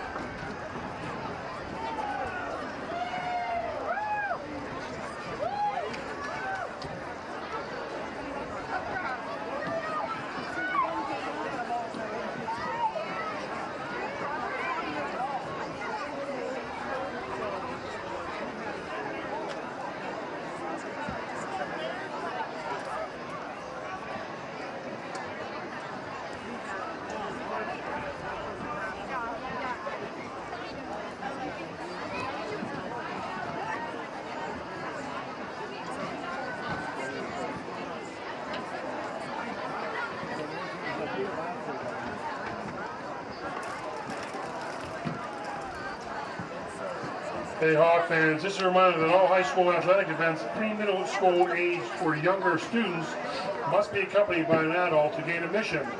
Please note that one adult may represent a group of students for admission purposes, but that adult will supervise the entire group throughout the event. Students will be permitted to sit on both home and visitor side with the supervision of an adult. This policy will be enforced at all home football games. You will be turned away at the gate if you are dropped off without supervision. Thank you.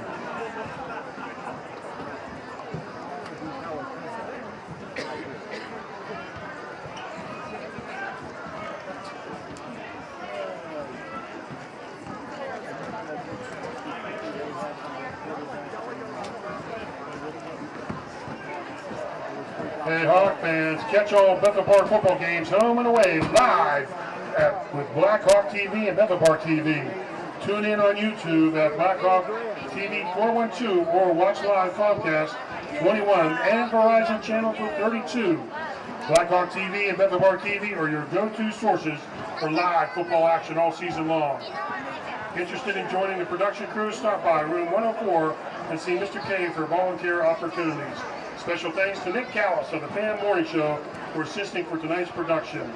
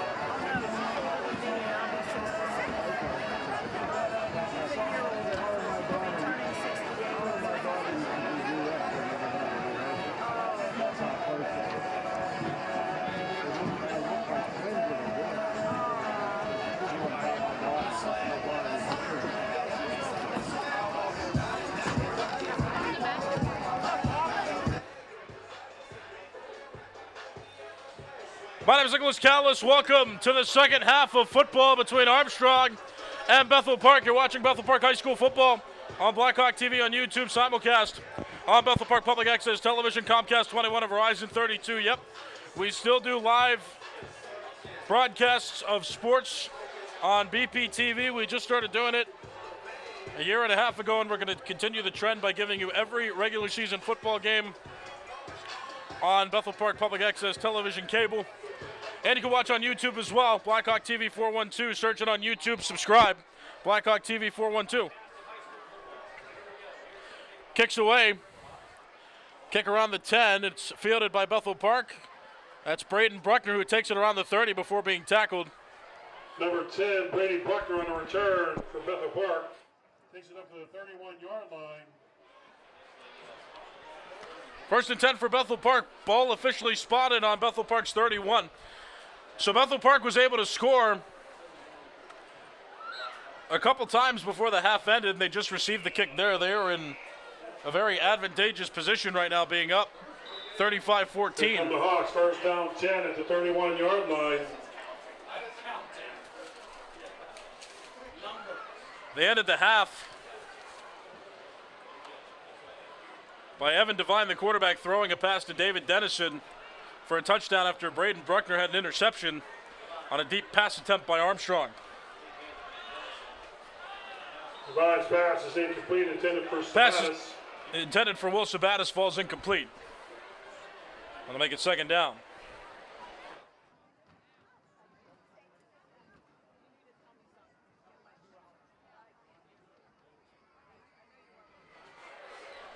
$11:52 left in the third quarter. Second down 10. Second and 10 from Bethel Park's own 31.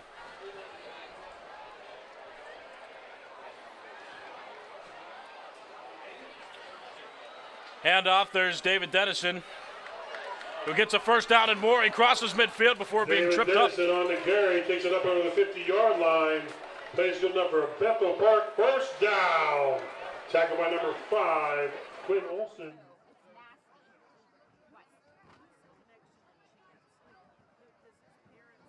Ball's now spotted in Armstrong territory at their 44-yard line. And Michael and Marco and Chance have been friends since they were babies.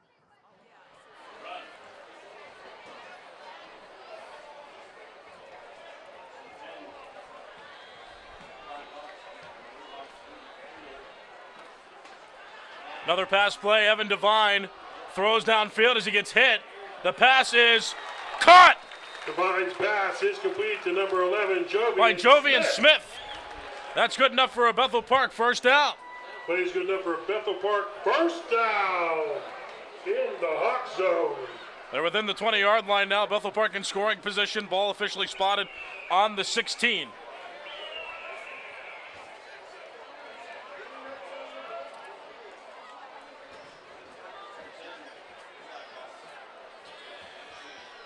Pass play again, Devine throws, and it was David Dennison who received the pass. Devine's pass is complete. But he was brought down quickly as he received it for a loss. Tackle made by Warren Johnson of Armstrong. By number 11, Zane Jordan. 2-yard loss on the play, second down and 12. Second down 11. From Armstrong's 18. Bethel Park already in scoring position, a couple plays into their first drive of the second half. Evan Devine has a new back next to him now. It's Tyler Miller. And before the snap, a whistle blows, stopping the play, and there's a flag. Delay game on the offense, it's 5-yard penalty. Bethel Park delay of game. They only have 25 seconds before they have to run a play. And they did not get the play off in those 25 seconds. So they'll try it again, just 5 yards back. Second down 17 for the Hawks.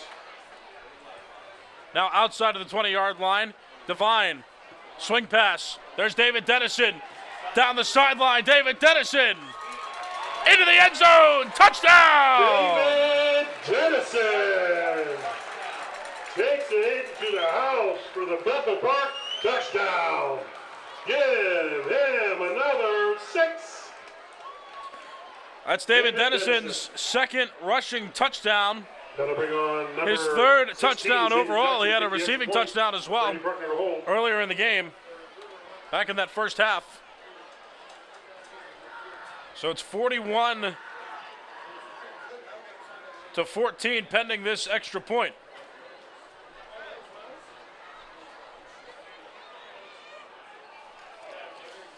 And it's Xavier Jackson who is going to attempt it, but we'll have to wait. There's an injured Armstrong player down on the sideline. There's David Dennison there. 3 touchdowns today. He continues to be a force on Bethel Park's offense. He's getting some water, sitting down and recovering. And so now Bethel Park lines up for the extra point. Xavier Jackson's there and ready. Bruckner the holder. Good snap, good hold. Kicks up. Kicks good. Kick is up and good. And the score is now The extra 42. point is Bethel tacked Park, on, Armstrong 14. making it 42-14. And so if Bethel Park scores one more touchdown without Armstrong getting any more points, Bethel Park will force the mercy rule clock into effect, which means it'll be a running clock for the remainder of the game. So any ball that goes out of bounds, any incomplete pass will not stop the clock. Only touchdowns and timeouts Hey, Hawk fans, stop the clock when the mercy rule clock is in Boys play. Soccer dominates this week as they win 12-0. You're watching Bethel Park High on School the road football at McKeesport. on Blackhawk TV, on YouTube, simulcast on Bethel Park Public Access Television. Let's keep Appreciate it going, boys. Jake and Parker doing camera work for us tonight, dedicating their Friday night to volunteering for sports productions. We appreciate them. But don't let them be alone. We have plenty of spots, plenty of opportunities to be a part of these broadcasts, plenty of jobs to dish out. Go to Mr. K in room 104 or encourage your student of the Bethel Park High School to go down to Mr. K's office to figure out how you can get involved. You don't have to know anything prior. We'll teach you how to do the broadcasting things. Kick there by Jackson. Return now by Armstrong coming. 20, 25. There's a lane there, 30, 35, and tackle made Quinn Olson around the 35-yard line. Quinn Olson, the junior, Armstrong, tackled by was on the 10, return. Brady Bruckner. Armstrong's done a decent job at returning kicks in this game and getting good field position to start their drives. They just haven't really translated many of their offensive drives into points. They scored once early in the first quarter because Braden Bruckner fumbled a punt. But they've only had one offensive touchdown, and it was a grinded drive that ended on a Costa Kuknis rushing touchdown from half a yard out. Now Armstrong will try again. Costa Kuknis again on the carry, and he's brought down after a modest gain at second down. On the carry, tackled by number 5, Surincione. 8-yard gain on the play, ball spotted on Armstrong's 45-yard line. 2nd and 2, the line to gains at the 47.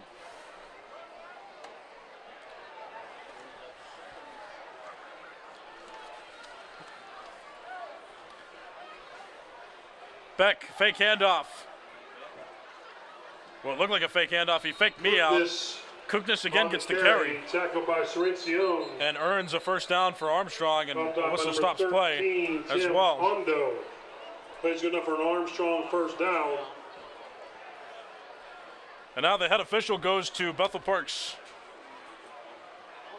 sideline to talk to Coach Pekic.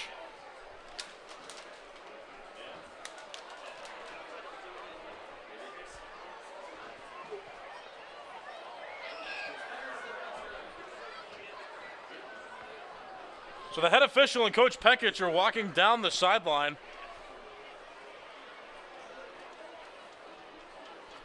And they're gesturing. I'm not sure exactly why.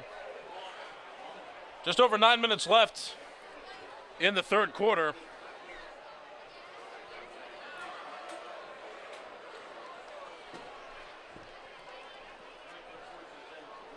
And it's 42-14. Bethel Park scored to open the half. They got the ball. They received the kick to start the second half and immediately scored. David Dennison, touchdown, lightning in the sky. That's, I think, what caught the attention of the officials, of Coach Pekic, and now Laura Grimm and Tom Howe, part of the Bethel Park Athletic Department, in on the conversation. There was a rain delay last year when these two teams played in Armstrong that lasted just under 2 hours. And I remember for our broadcast, there was 2 of us, and we were on the wing of the press box. We weren't even inside the press box. It was quite a mess. They're going to continue to play, it looks like. Armstrong at the 50-yard line. Armstrong right at midfield. 1st and 10 from midfield. Beck heaves one down. Pass is caught. Noah Zhenik on the tackle of Quinn Olson. Pass is complete. But Olson's catch good enough, plenty good enough for a first down. Quinn Olson. And Armstrong now in the red zone. Noah Zhenik on the coverage. First and goal from the 5-yard line. The 5-yard line of Bethel Park. Kuknis gets the handoff, fights his way toward the goal line, but is stuffed. Kuknis on the carry. Second down.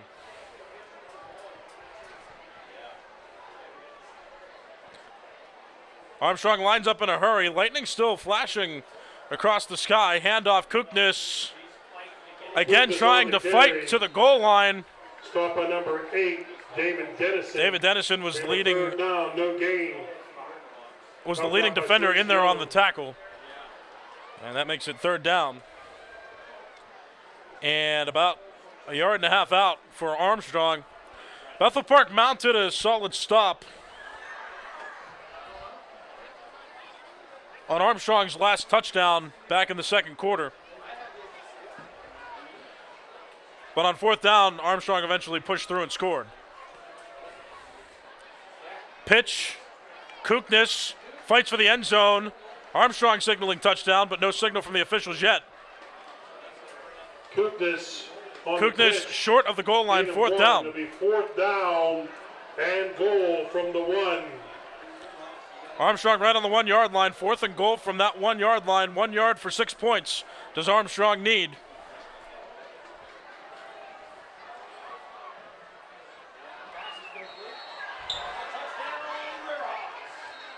Touchdown initially for Armstrong. Quinn Olson received the pass.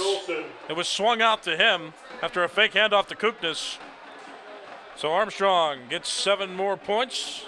Correct myself, they get 6 more points. They're going to try to make it 7 by tacking on this extra point if this field goal can be made.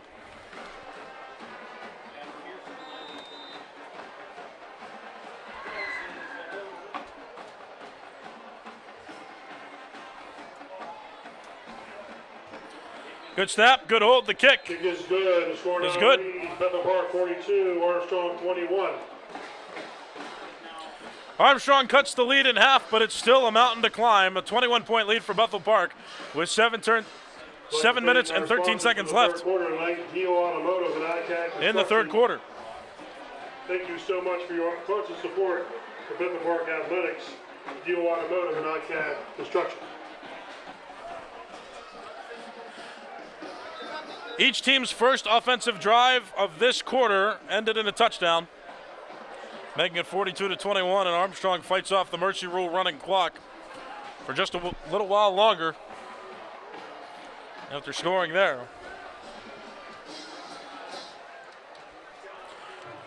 I want to continue to thank Jake and Parker for their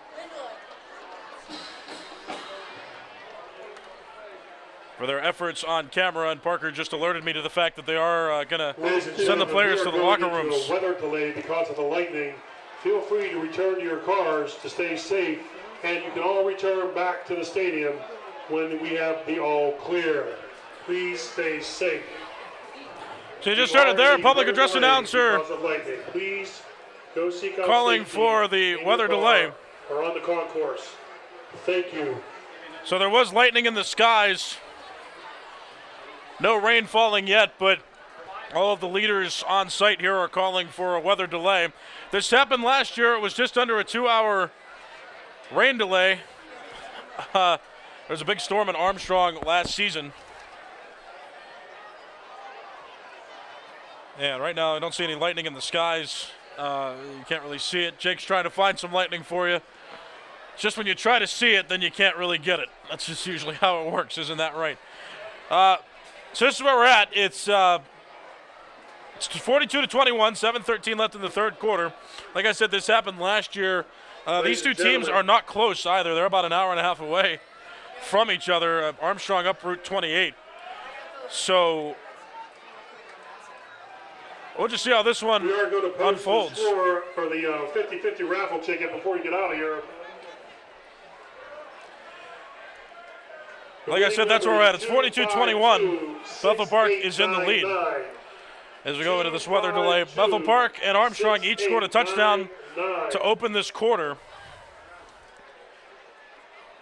David Dennison touchdown for Bethel Park.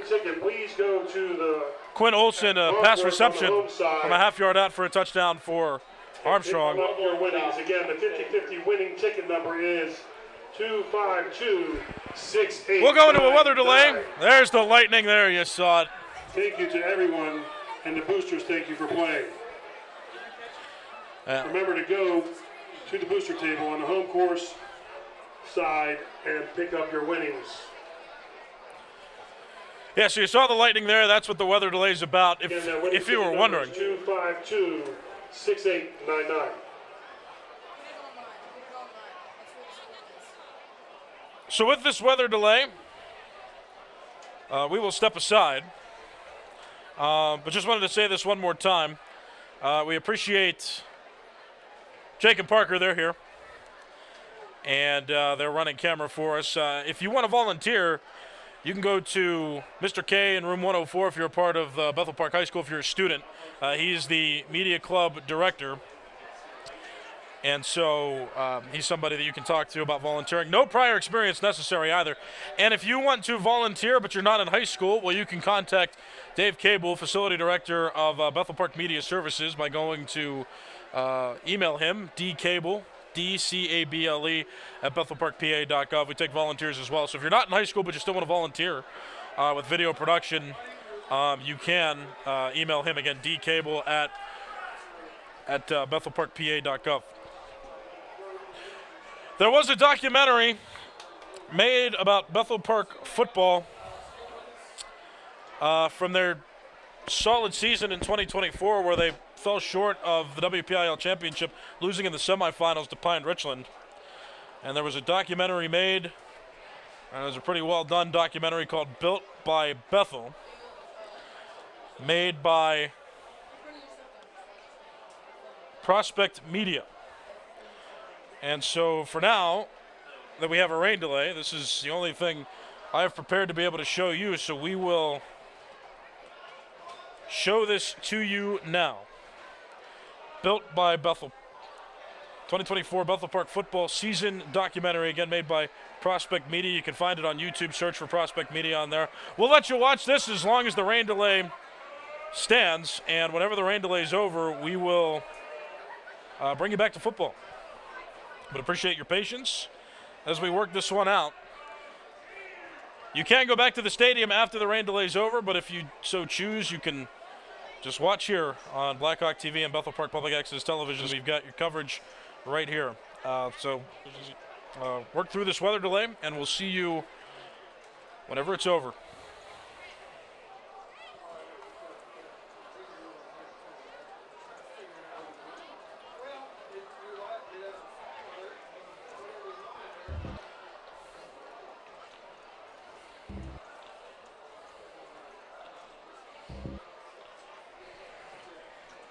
Yeah.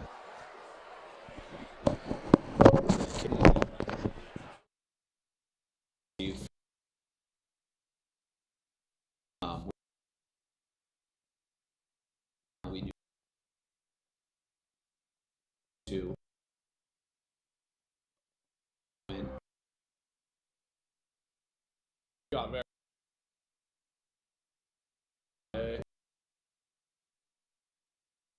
here. Okay.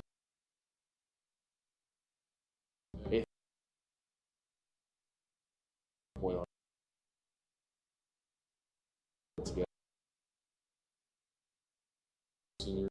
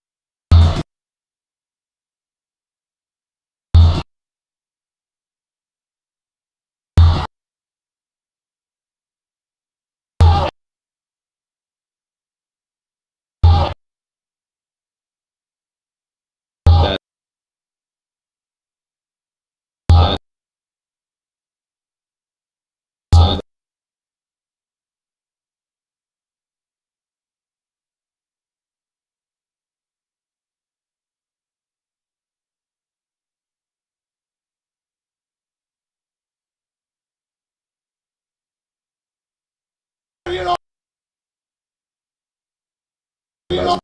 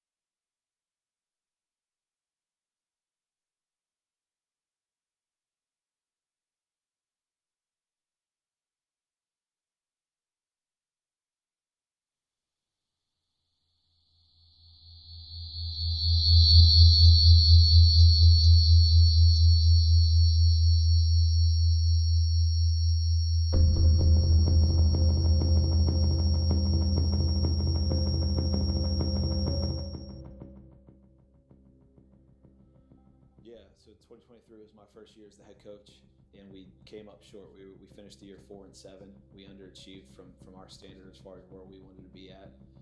We knew that we had a young group that collectively kept on getting better, and we knew that the type of year we could have this year if we continued to develop our guys and put our guys in a position to win. Coming into camp this year, we got to have tons of energy. We got very high hopes, so energy's got to be at a high every single day. We know what we want to do this season, so we're going to come in here every day, great mindset, ready to work and get better each day. Every day we came in, everyone knew like this was our year. 8th grade, we didn't lose a game. Nobody scored a point on us our 8th grade year. We knew we had all the pieces. I was really excited. We brought back 20 seniors, guys I've played with for the past 4 years on all levels. Guys that got to be leaders. They love the game, and I was really excited about a good chance to win a lot of games. This season, Ryan got hurt, so I knew I had to step up big time and showed up to everything in the summer, worked hard, and just getting ready for this big season. You were the better team. Go earn respect tonight. From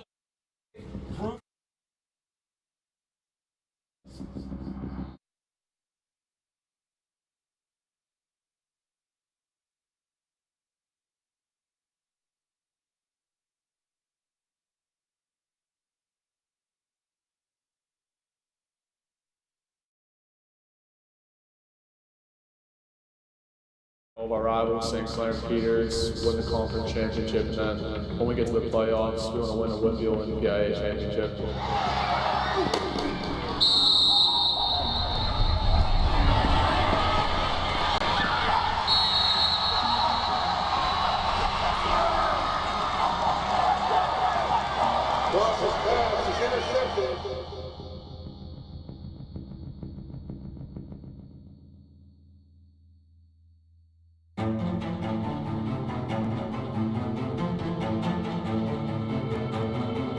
Going back to last year we barely made the playoffs. We had to play the top seeds first round of the playoffs, and then yeah, that one stunk. So we need to go.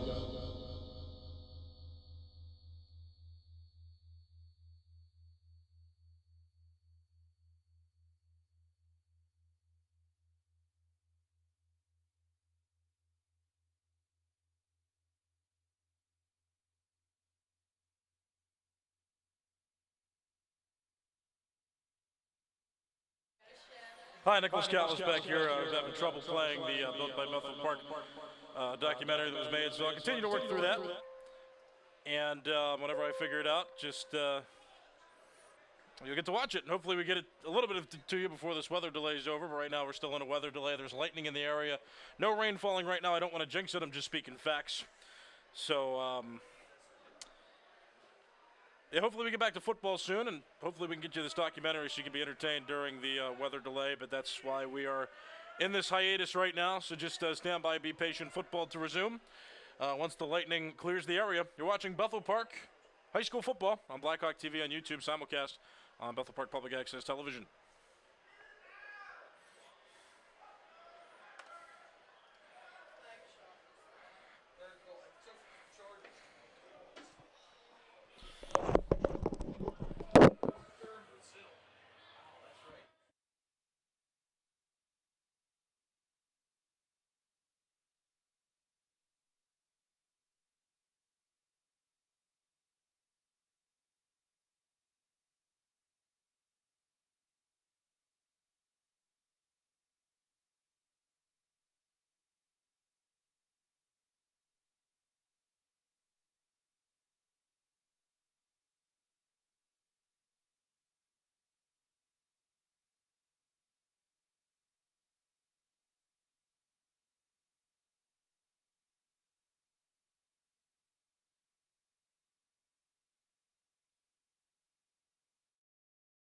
We brought back the 20 seniors.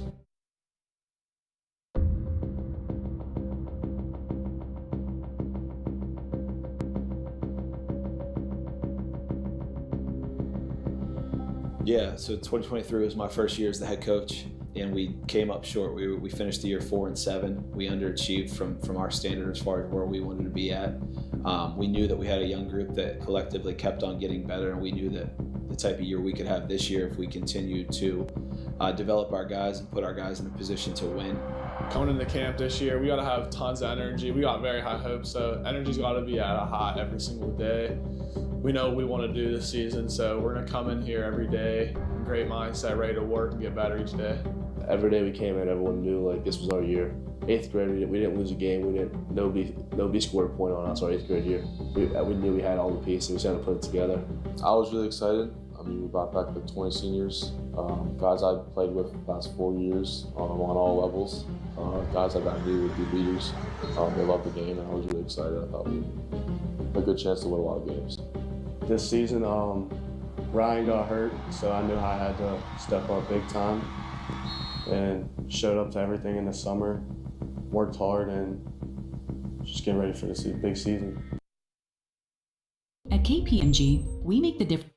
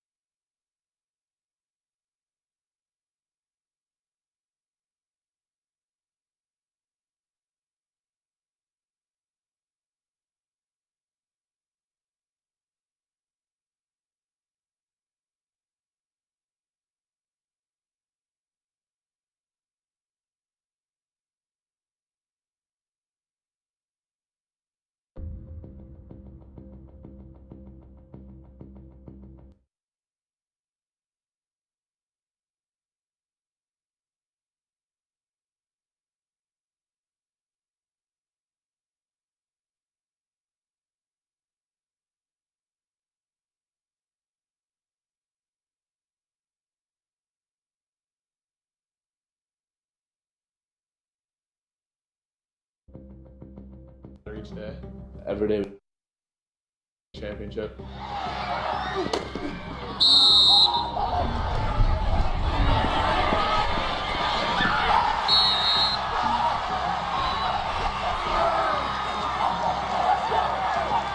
Ross's pass is intercepted.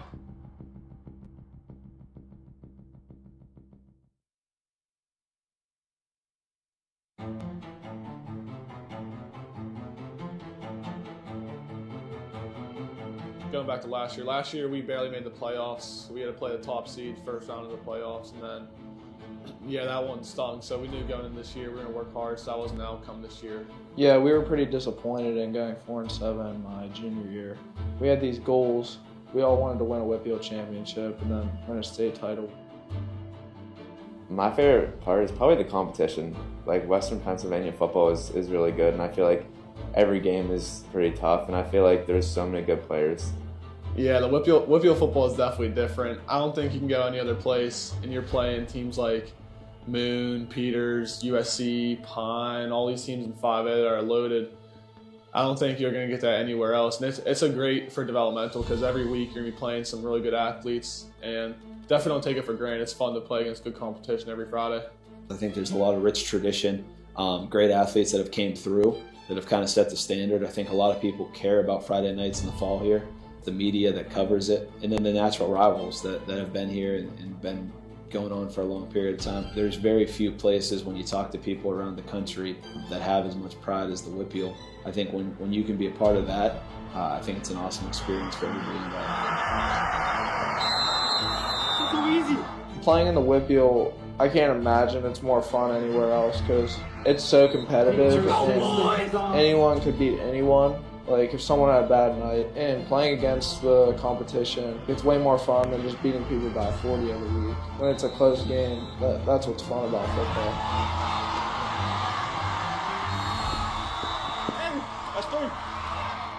Friday nights, it's awesome. A lot of people at every game, all young kids, families, parents, students. It's awesome.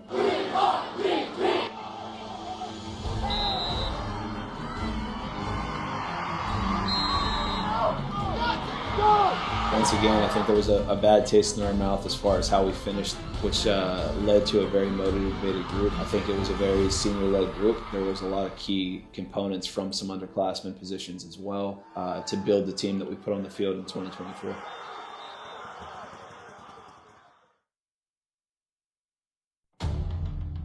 So every year you come in, you think you have an idea of who you are.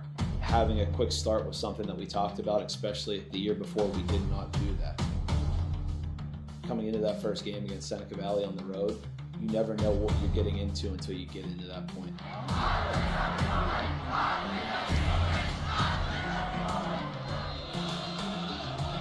Let's go!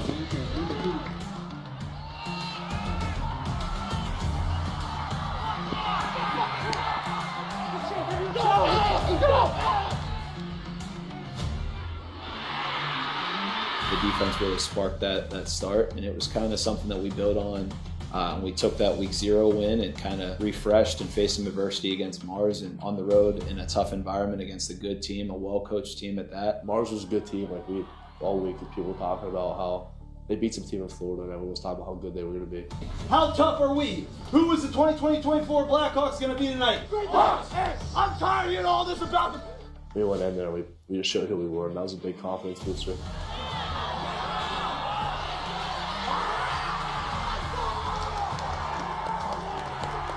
Javon had the best game of his life. I think we rushed for like 400-something yards. That was probably the most fun I had.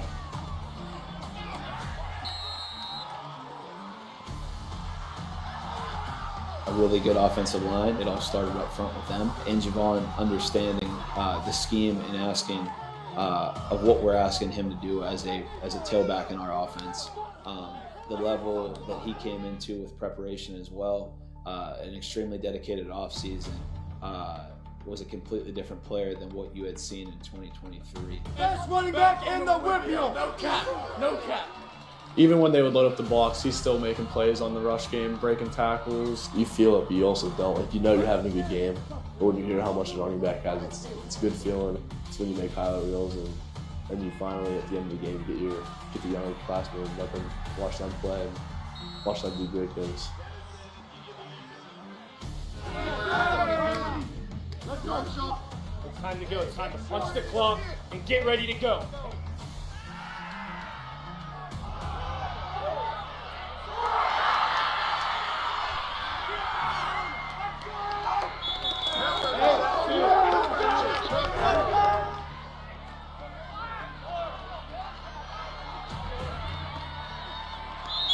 Pepper to Paschal on a screen pass. Go, buddy. Go. Go. Go.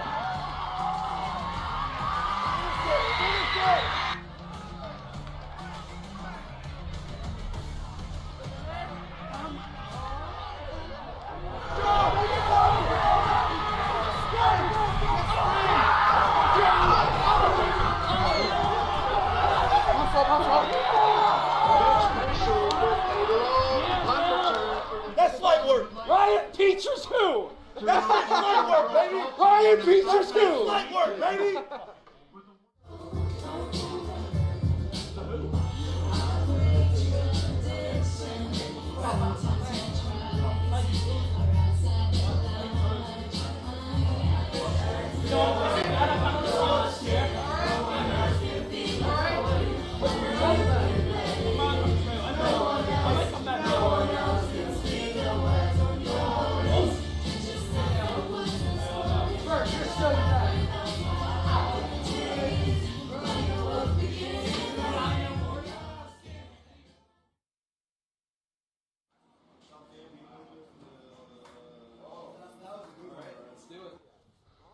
Let's go. Gotta have a good day, Danny Marshall.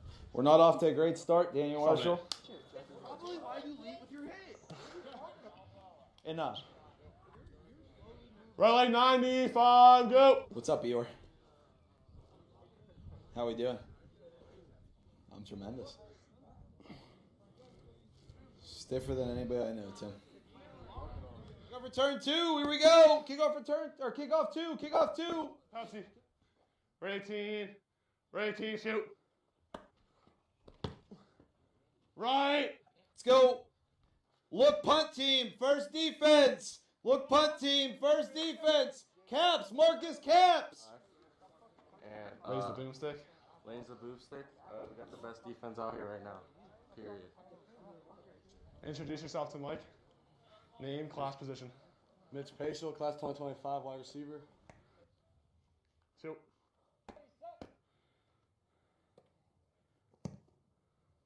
Good kick. I'm the defensive nose. What? That's my position. Yo, nose tackle. We got 2 tons of fun right here. One right here and one right here. They got a mic. You know, I'll introduce myself. I'm Randy Burgee. Tanner Piper, nice to meet you. Nice to meet you.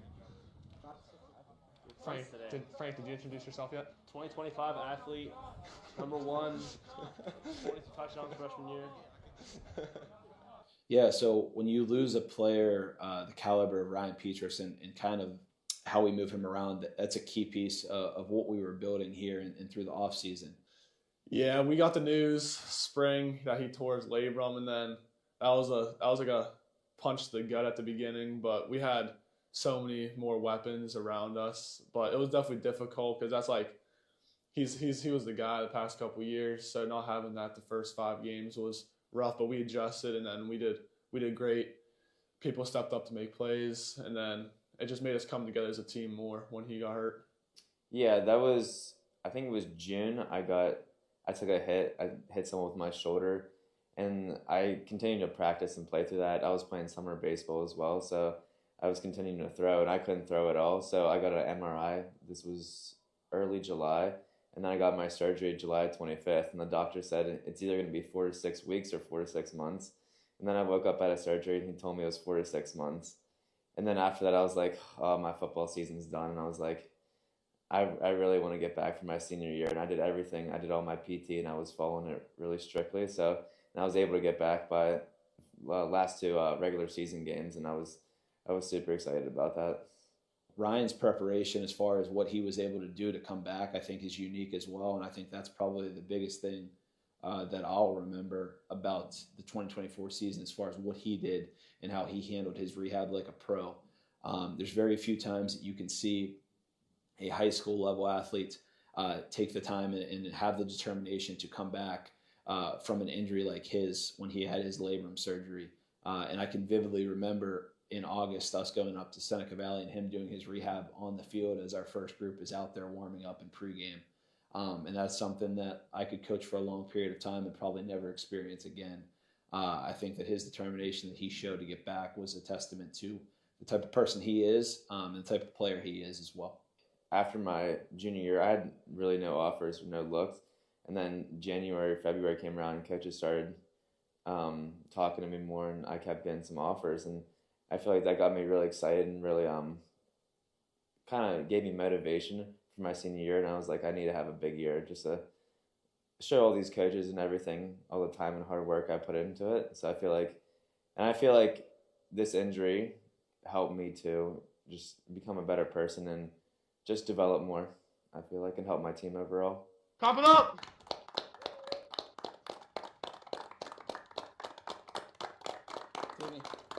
All right. Make sure we got everything ready to roll. Make sure helmets are adjusted and whatever we need equipment-wise, we're good there, okay? Let's have a great team meal here this evening. Like I said, make sure we continue to hydrate, okay? We get good food on us here tonight at Pasta 2. Okay, we get a good night's sleep, wake up, okay, with a visualization of what we have to take care of, okay? Throughout the day, make sure we're getting fluid in us, all right? Team meeting tomorrow is at 4:15. Anybody have any questions? Pride up.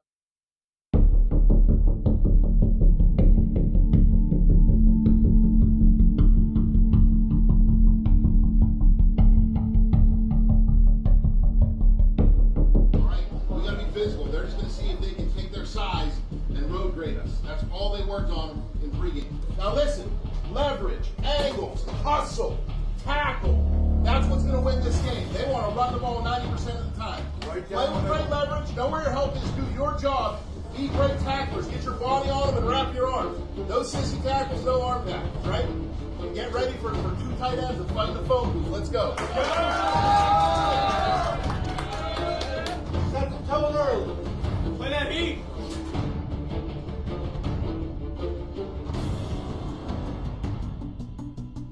All right, here we go. Physically tough, emotionally tough. Okay, connected. Okay, have fun, fly around, let it all lay out. Play hard, play Bethel Park football. Here we go. Play it on the field.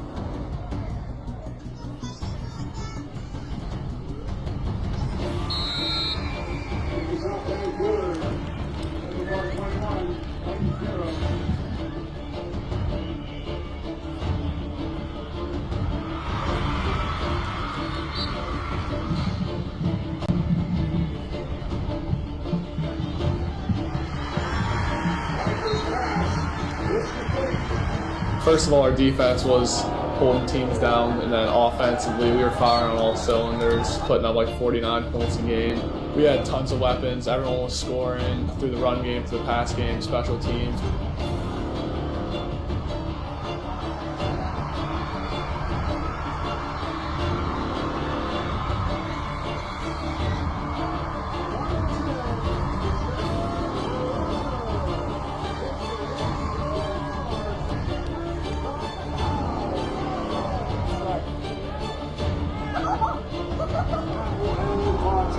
Bethel Park over the Titans 62-14. Ladies and gentlemen, thank you for coming this evening. Please drive home safely, and we will see you back here next week for our homecoming game. Well-rounded team effort, okay? Definitely have some stuff to clean up as far as a little bit of execution on both sides, right? Some dumb penalties again. It doesn't matter what the score is. It's never about what the score is. It's about playing the next play, going through our process the right way, okay? Sometimes tonight we did that. Sometimes we got a little lackadaisical. Okay? Enjoy it. You guys earned it. Great job. Pride it up. Let's go! Hey, that was a great team win tonight. We got to keep on stacking W's one week at a time. Get better every practice at a time. Let's go. 1-0 on 3. 1, 2, 3. 1-0.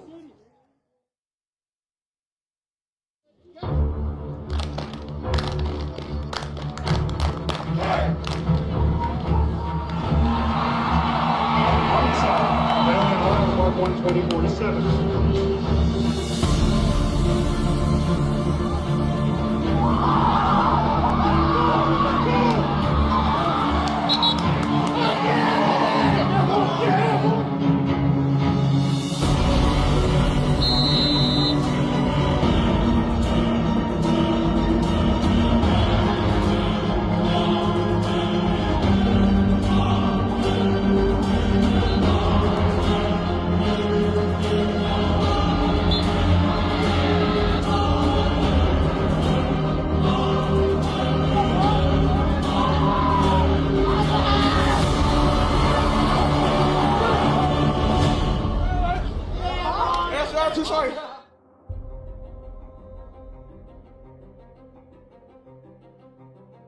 Before anybody else knew like how we started playing, we all knew we were gonna have a good year. First 5 games come out, and then we start section play.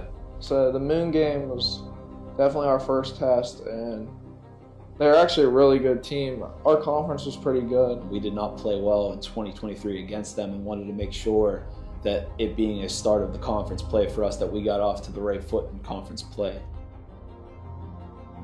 Who won it? Somebody got to be the baddest out here tonight. Somebody got to do it. Make sure they're in black. They're going to make plays. They're a good football team. That's fine. We're going to make our plays too. You got it? Everybody does your job. We're going to be all right. You got it?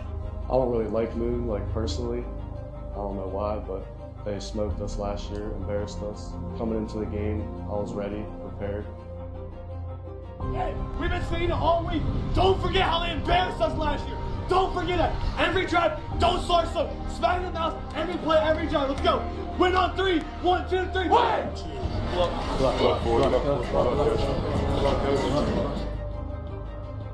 48 minutes of your best effort. Fight on 3. 1, 2, 3, fight!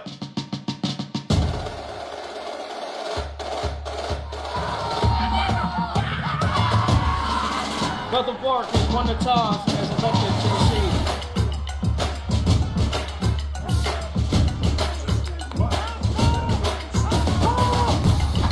The Moon game, that was probably the best game. Like, that was probably the most climactic and fun game of the year.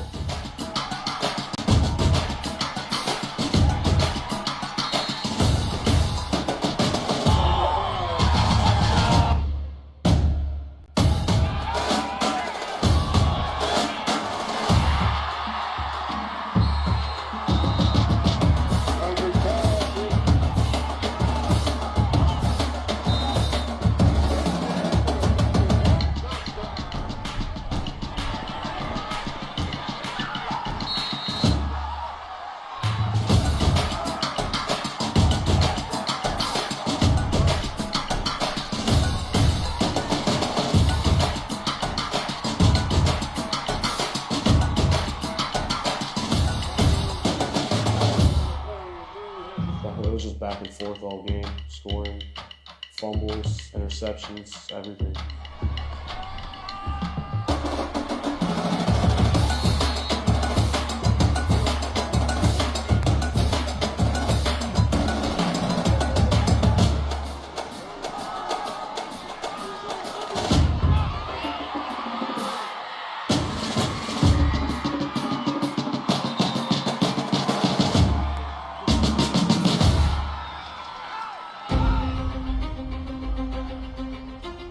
that was the first time we were like, we gotta play. Like, we're not better than everyone like we thought.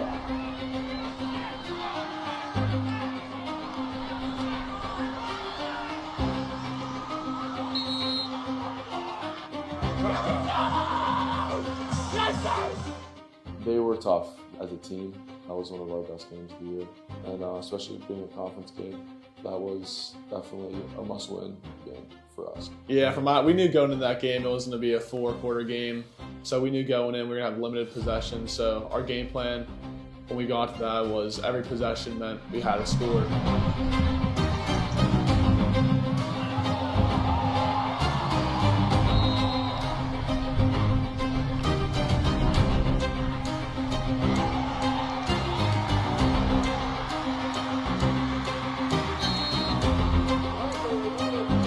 They've done a very, very good job, and maybe some people don't talk about them enough as a team in our league that has had success. The game style was a very back and forth game to start, where teams were running up and down the field. There was a lot of offensive yards by both teams. There's a lot of points by both teams.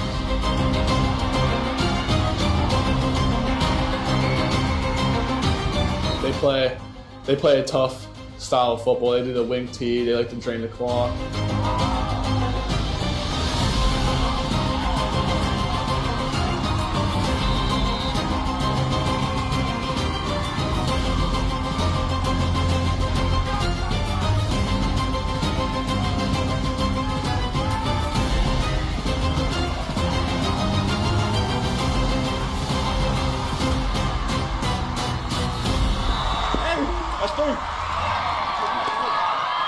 As we settled into that game and came into halftime, it was a one-score game.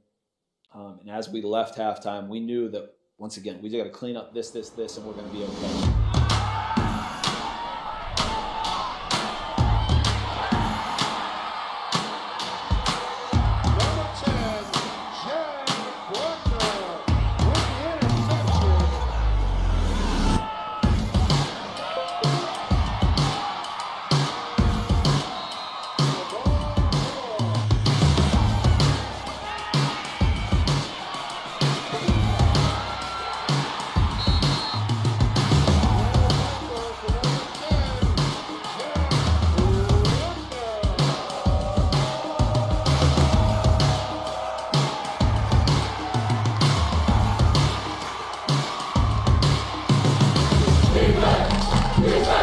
I actually had a bad snap and they scored.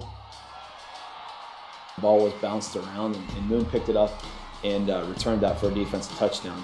We had a couple possessions where we had turnovers at the end. They scored off a fumble. Now Moon takes the lead. Everyone was picking me up on the sideline, so let's just go win this. It came down to a 2-minute drill at the end, and then going into it, we knew we practiced it every week, so we had great confidence in our guys. It was a controversial play where the receiver kind of looked like he did or did not catch the ball. The referees, deemed it as a catch on the field. We got up to the line of scrimmage. It was on us to get him in the end zone, so it's a good feeling when it's you.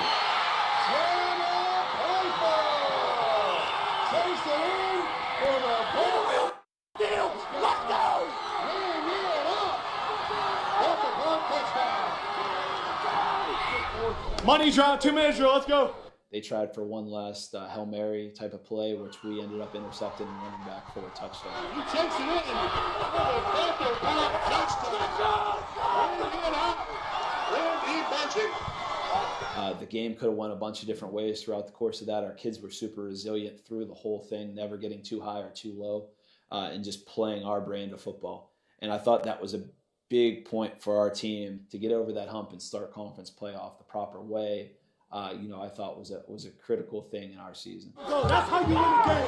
Ain't nothing to say. Put on the scoreboard. It's always Bethel Park versus Bethel Park. It's not about them. It's about us. The first couple games were definitely a surprise. We knew we were going to be good, but winning like that was something new. Being able to show what we were capable of, especially the improvements since last year, that we can compete and that we have a chance to make it around this year. Hey! That was a great team win conference play. Every week's gonna get harder. We gotta get better each week. Be proud of how you guys. We fought for each other there. Let's go. 1 and 1, 3. 1, 2, 3. 1, go!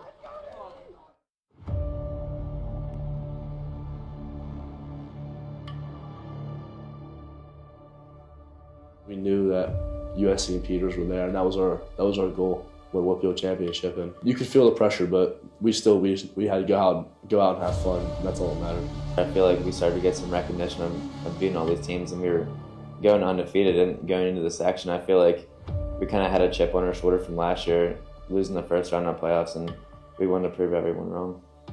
We had a ton of tension on us. We liked it though. We weren't going to back down or let that get in our heads. We were just going to play each game like it was a normal conference game, put our best foot forward, let our guys make plays, and win the games. St. Clair I bet they were pretty furious going into the game that we were playing.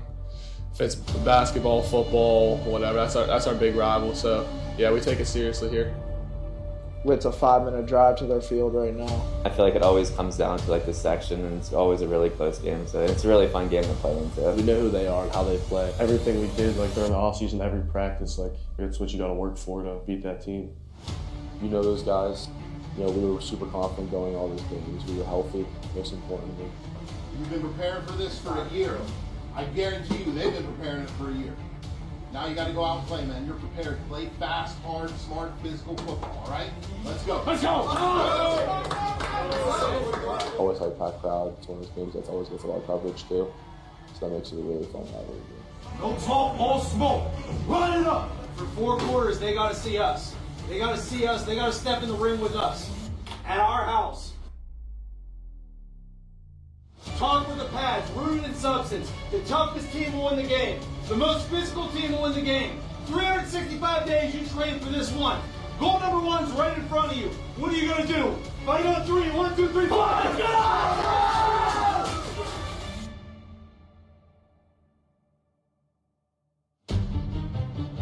go! We're all good friends off the field. Come game week though, I don't know them, so. I didn't really understand it when I got here, being an outsider coming in and playing in some pretty good rivalries. When I was growing up, Montour and West Day was a big one. But when you come here, it's just two communities that are as close as you could possibly be. The high schools are less than a mile apart from each other from where we're at right now. I think the stage was set between Coach Render and Coach Matheny going at it for a bunch of years through the 90s and 2000s and 2010s. And I think that there's been some parity in the rivalry as well since that time. But ultimately, I think it's just two passionate, communities that care about, Friday nights in the fall and really want to make sure that they're doing their best bet in that game. And I think that what makes it maybe the most unique is no matter what year you're having, I think anybody can win that game at any point in time.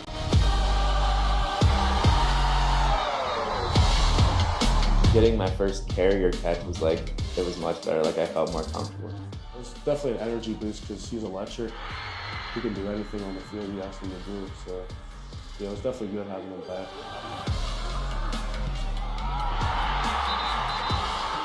Going into that game, we knew it was going to be a dogfight as well, just like Moon. Once you get to conference play, every game is going to be a good game. You just got to go 1-0, no matter how it is.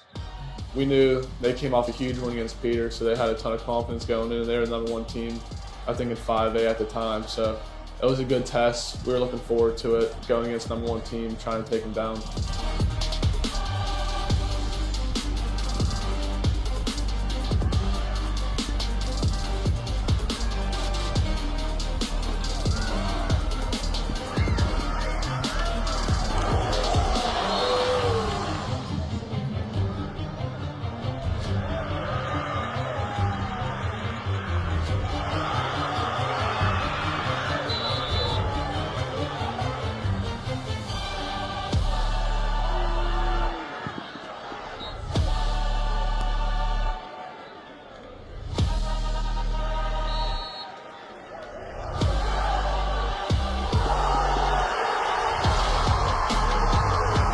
Running the ball against USC, that was probably one of our worst games.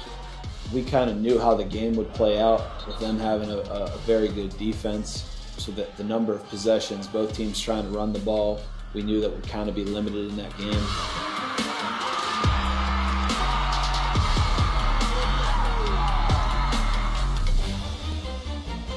When I got here in 2021, a majority of their defensive staff was here. So I think that's always a big component. A lot of familiarity with scheme and understanding on what each other likes to do. Coming into that game, we knew that was going to be a real challenge, no matter how it could play out. And there was a good chance that thing would have to be won in the fourth quarter.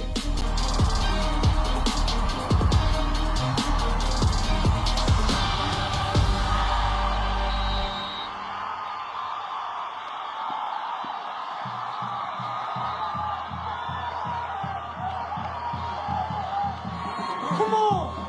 I'm like that! Hey, what they say? Walk in your trap, take over your trap. Never throw that you down a jet. We were very close to winning and very easily could have won if we did a couple more things right. When it came down to the situation at the end of the game, we knew that they had a very good field goal kicker, that we'd probably be in a position here if we just won third down that they were going to trot out their kicker to play for overtime. Ultimately, I did not make the right call on that as far as where that needed to be played out on the decision of the third down defensive structure call. So it was a good learning tool that we had that propelled us through the conference play, but it was obviously a disappointing outcome as far as where we were. We felt like that was a team that we were toe-and-toe with, and once again, if we made a couple plays here or there, a couple calls here or there, that outcome could have been different.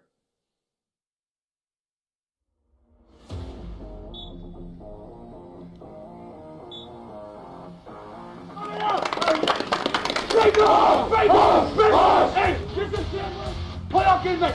Snap it up every time to 1 by 50. Let's go. Harvard's on 3. 1, 2, 3. Harvard!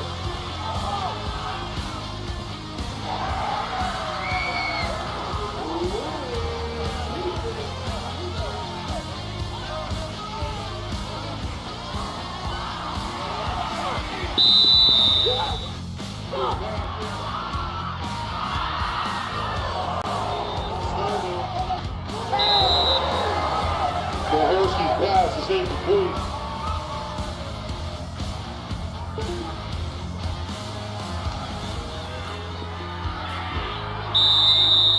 Jaworski on the keeper. Didn't get anywhere. The ball goes over to Bethel Park on down.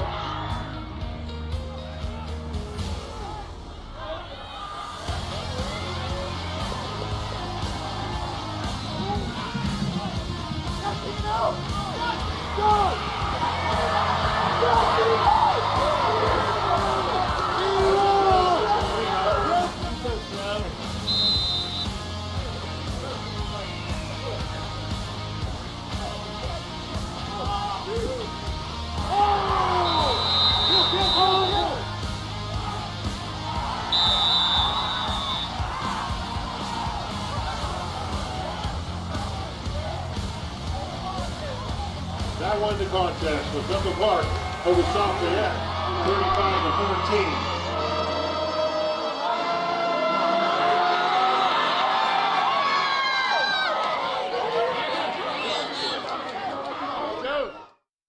But then Peters, on the other hand, it's like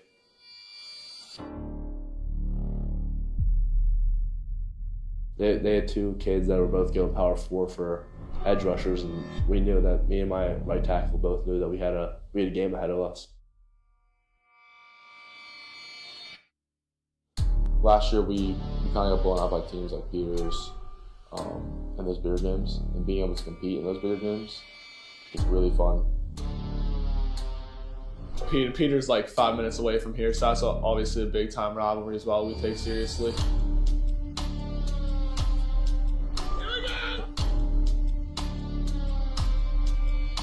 You have a high-quality team with high-quality players. You have a coaching staff that does a very, very good job over there. They get their guys ready to play.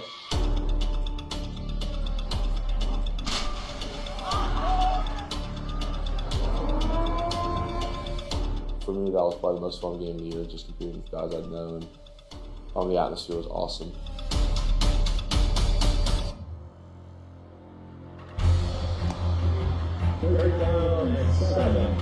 Them being state runner-ups last year, we knew they were going to be a good team. Really good coaches, they had some really good players too.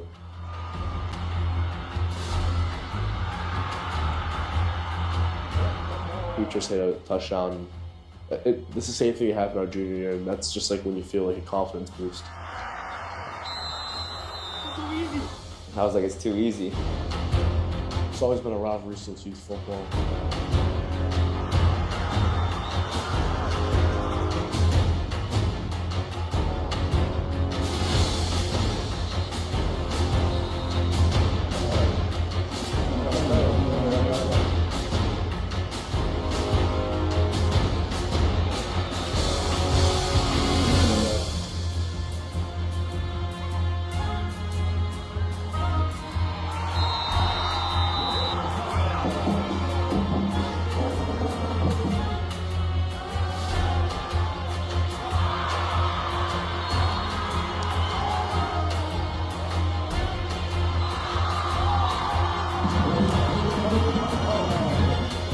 First half, we started out a little slow. They got up on us.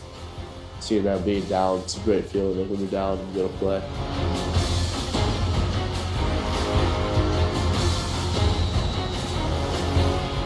Being the underdog is, I think, in my opinion, is better because everyone's counting you out and feel like you can't do anything. Then you really put it out on the field and you show them what you can really do.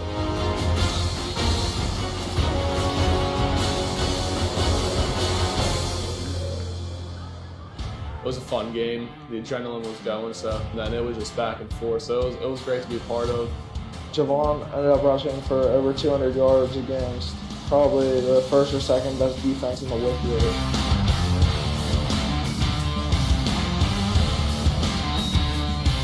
It turned out to be like a little shootout there at the end, come the second half. There was some explosive plays that were happening. It was a little bit of up and down. It was much higher scoring than our St. Clair game.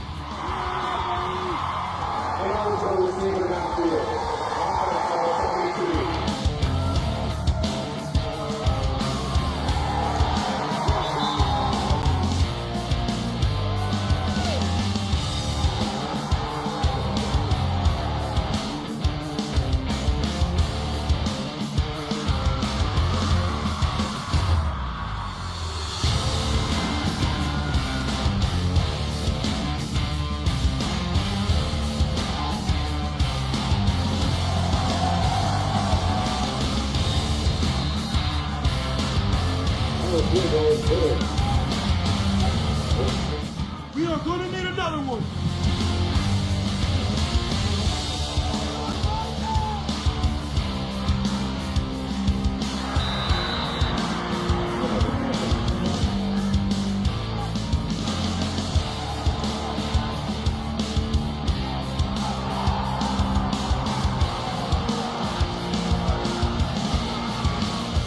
Having the expectation for myself to not let this game fall in my hands it definitely helped me as a person, like showing who I am.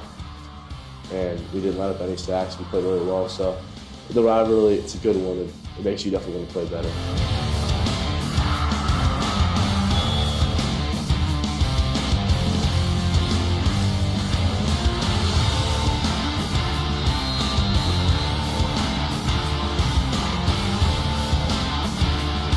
And we knew once again that this thing was going to be a fourth quarter game. That we were going to have to win the game in the fourth quarter.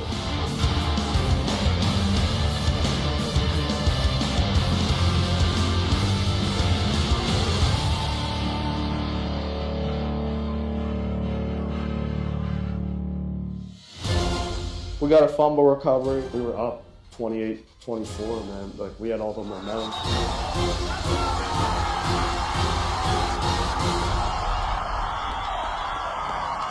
And we did a good enough job to propel us to have a position in the fourth quarter.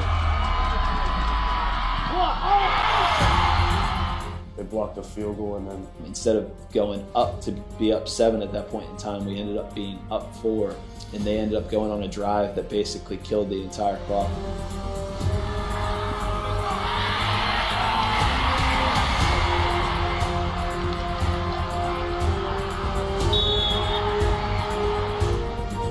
Scored with under a minute to go.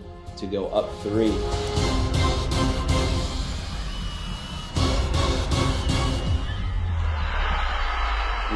It didn't end how I wanted to, but I think we had some really good times in that game, and I thought it showed, again, like what kind of team we were, what kind of team we could have been.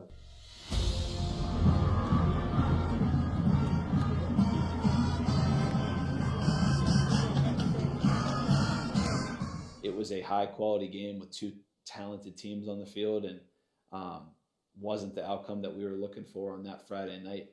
But I think that once again, we learned something through that course of the game that was going to help us in the playoffs. That's what happens in this league. It's going to go back and forth from time to time, and we didn't make enough plays on that Friday night, and we didn't coach well enough on that Friday night. I wasn't going to beat myself up too much about it because I knew we still had the playoffs to prove something. So we played Latrobe after that. So we're pretty confident we're going to win that one, especially because their best player was out too.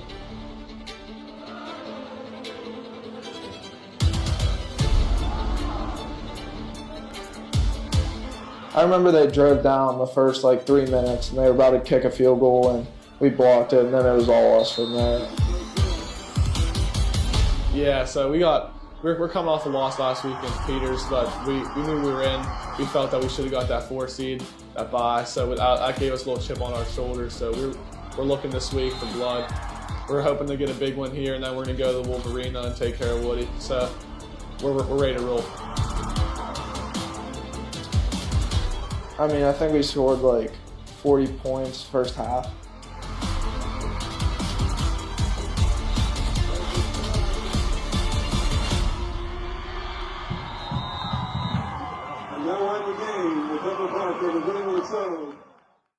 I think we had a lot more confidence going into the playoffs than we did last year, because we were fully healthy this year. We knew what we were capable of, and yeah, we were really confident and happy where we were.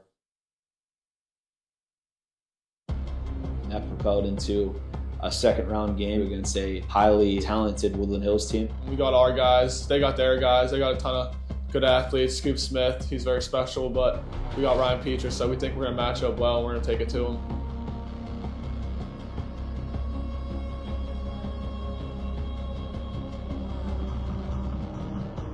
Everybody was talking about them. They got a higher seed than us, but they weren't ready for us.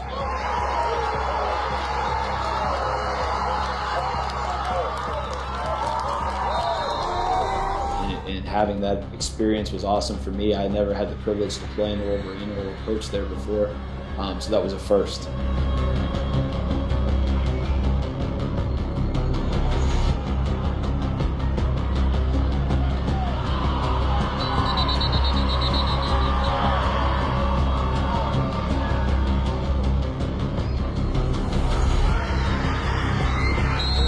Touchdown Blackhawks, Bethel Park, Blackhawks 12.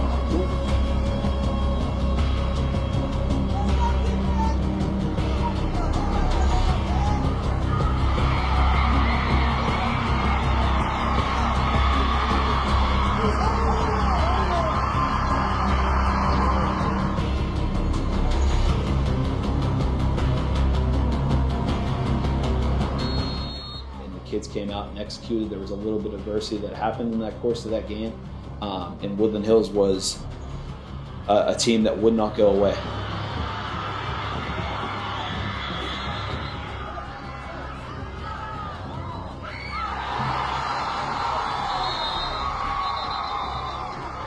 Scoop Smith's pass is intercepted by the Blackhawks 0. Santino Nowajanic.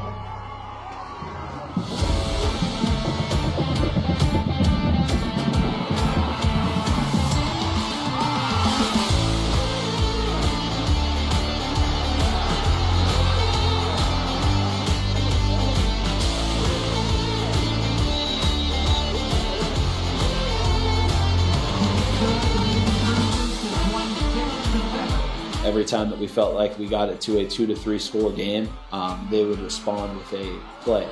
They did a really good job of making that thing competitive throughout the course of that game.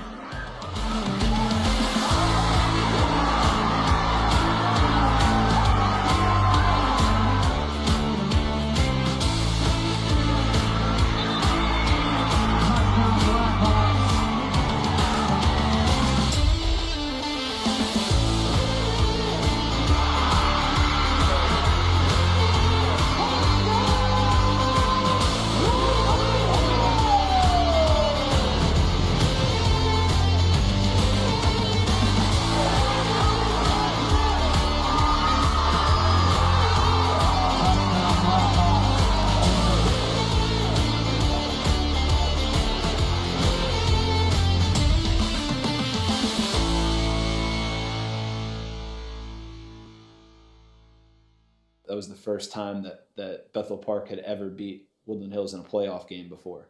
So to get over that hump here for our program, I thought was a big step in the right direction for where we wanted to be against a high-quality opponent in a historic venue. In preparation for Pine Richland, you know when you play John Ladon's team, they're going to be tough, they're going to be physical. This stage is set. What are you going to do every play to make sure we got one of them? Yeah, they're a powerhouse. They've been good for a while now. Every position group they had, like, we had to have something for them. We knew they were probably the best team we were going to face yet. Forward, go 3, 1, 2, 3, forward! They have a lot of big guys. I feel like you need to be more technically sound. I feel like you can't have as many mistakes as we had in that game. And I feel like that was kind of the turning point in that game. Yeah, we started off first drive of offense, turnover for touchdown. We don't want to start out like that, especially going into a huge caliber game like that with everything on the line. They're going to run around and be well coached. So when you come to that game, you talk about, making every possession count, understanding what we have to do to win the game. Big school, athletic kids. The hype around them was like, you could feel it. Like, you could feel we were playing Pine Richland a little bit different than any other game we had. It was never about any points that we scored against a non-conference opponent. It was about doing what we had to do to win a semifinal game against a team that's been on that stage before for 11 years or whatever it's been. A team that's been in the finals, that's won the finals, that's lost in the finals, that understands what playoff football looks like in November, were things that we were talking about in preparation for that game. I thought we had a great week leading up to that. I thought the kids were energized, thought we were healthy, thought we were ready to play. We never had control of that game at any point in time and played on our terms where we wanted to. We struggled to run the ball. We struggled to convert first downs. We struggled to get off the field on defense. They had long, sustained drives that they were eating up the clock.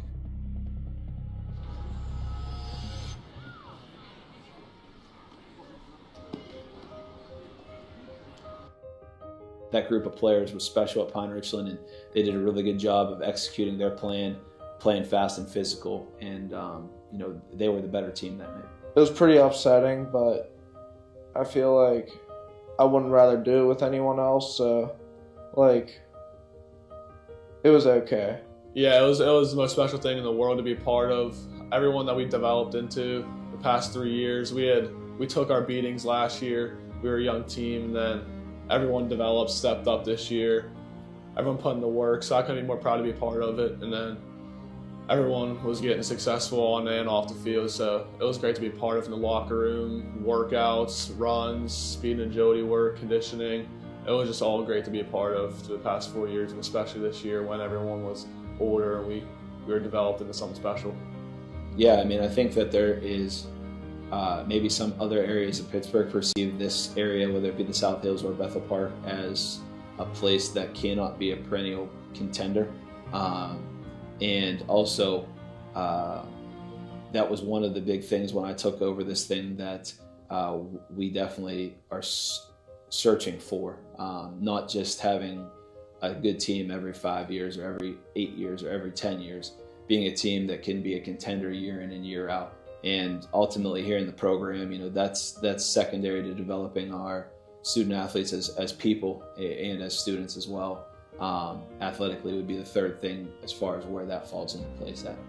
Bethel Park is special to me because it's a really good brotherhood we have going on here. We've been playing with each other for a while, so we formed a good bond these past couple of years. Starting as a freshman, I feel like I've made so many memories with all these guys in my class and guys kind of junior, sophomores, freshmen, all those guys. And I feel like our team has really, over the past year since I was a freshman, I feel like we really came together as a team. And when we get out there on Friday nights, I feel like all the fans, all the town comes and supports us, and it's a really cool experience. And I'm gonna miss that. Yeah, it's a lot more when you're friends outside of school. You guys can come to the locker room and be friends. When you get on the field, it's just you guys aren't playing like you guys don't have to root each other. I know all my teammates, and it's just having fun. Like I can have fun instead of worrying about football. Like, I can just go play football with my friends. My junior year after my dad passed away. At his funerals, I see 50 teammates walk in. I can't control myself. I just start bawling my eyes out. I see all my friends that come in and support me when I needed them. And when people come to show support for you, you gotta show support for them. So I always knew that in my head that these people had my back at that time in my life. So I had to get their back when it comes to football season. As a captain, it was a good feeling that they felt that I was the guy to help them do that.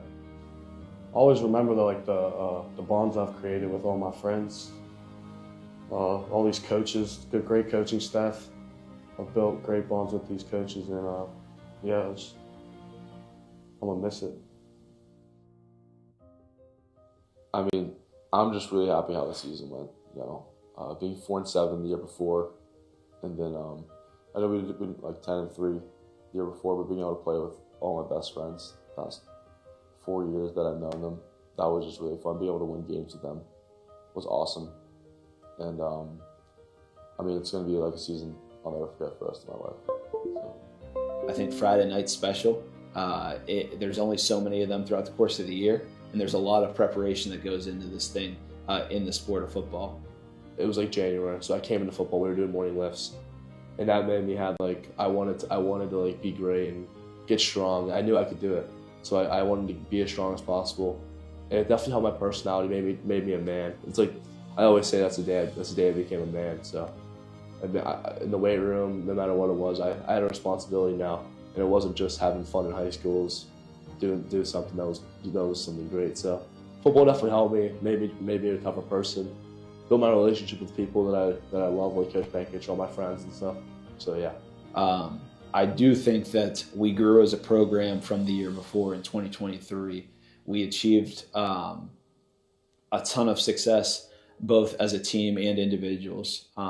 I will always be proud of this team for the legacy that they have left here at Bethel Park. They are leaving the program better than when they entered the program. These guys gave everything to the program, to the community that you could ask for.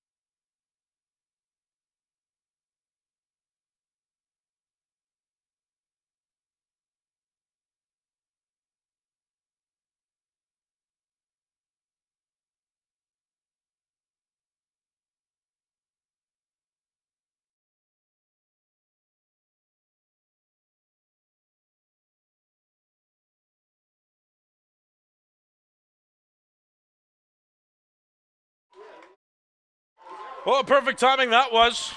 Built by Bethel, the documentary made by Prospect Media. Appreciate having that to entertain you. That weather delay was just over an hour, and Built by Bethel ends right as the announcement's made. Football is about to resume between Armstrong and Bethel Park. So the second half began with Bethel Park receiving. David Dennison got a rushing touchdown for his third touchdown of the game.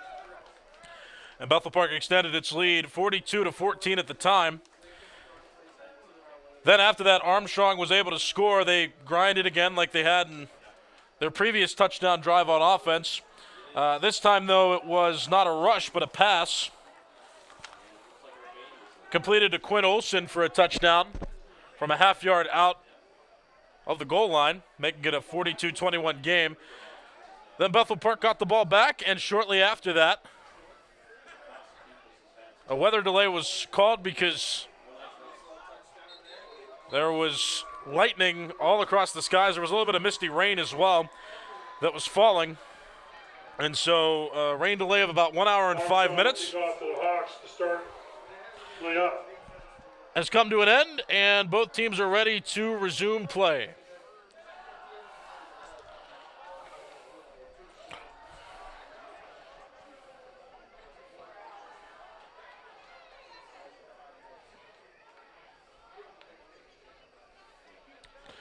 So Armstrong actually never got the kick off. So like I said, Olson got the touchdown on the pass from a half yard out. And now they still have to kick the football, which they're going to do.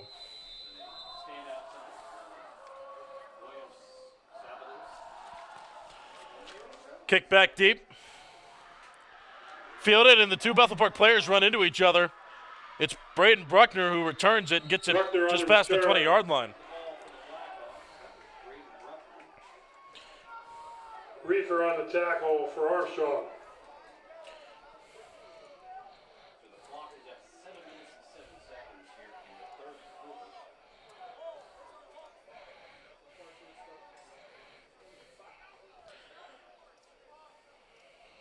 Thanks everybody hanging on and watching. Bethel Park back on offense. Up double the points that Armstrong has. 1st and 10.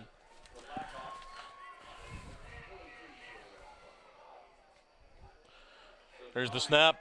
Quick pass to Sabatis. And Sabatis will be pushed out of bounds past the 30-yard line. Close to the line to gain. But ultimately 2nd down. Ball spotted on Bethel Park's 31-yard line.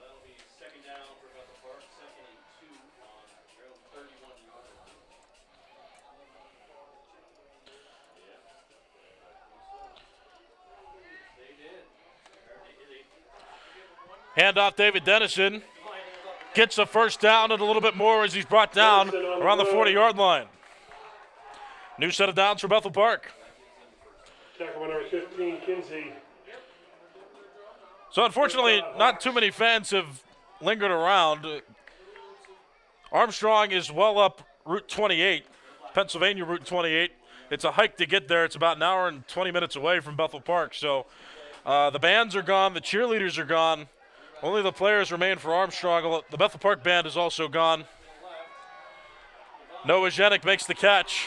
Santino Noah Zhenik gets Bethel Park another 1st down as Bethel Park continues to move the football methodically on offense. He's good enough for a Bethel Park 1st down.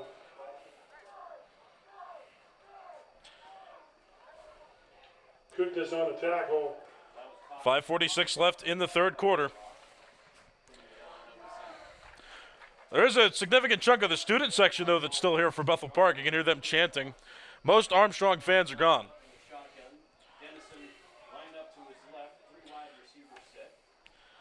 Pass play. Devine throws. Jovian Smith tried for an over-the-shoulder catch, but he could not reel it in.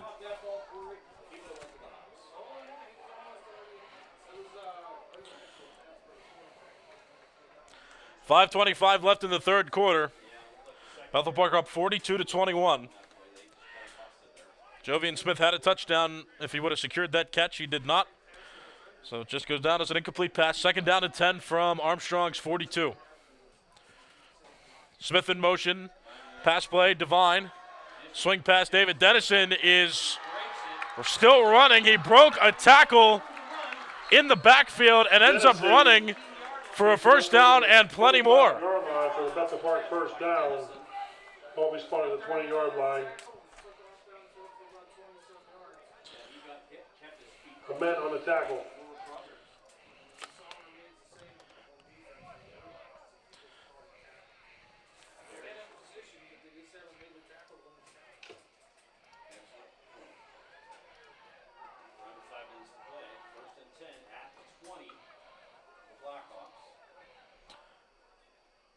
.450 and counting on the clock. Bethel Park in position to score. They're at the 20-yard line, and Devine hands off. David Dennison again will get the carry, this time much shorter of a carry. Gain of 2. 2-yard gain on the play. Second down and 8. Line to gain is at Armstrong's 10.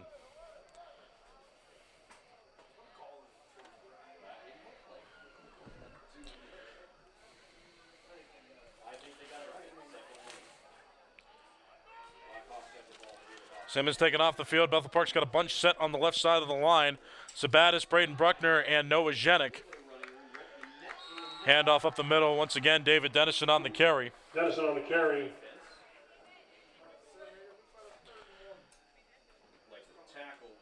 Fine Coop on the tackle. Ball spotted on Armstrong's 11. 3rd down and 1 to go for another first down.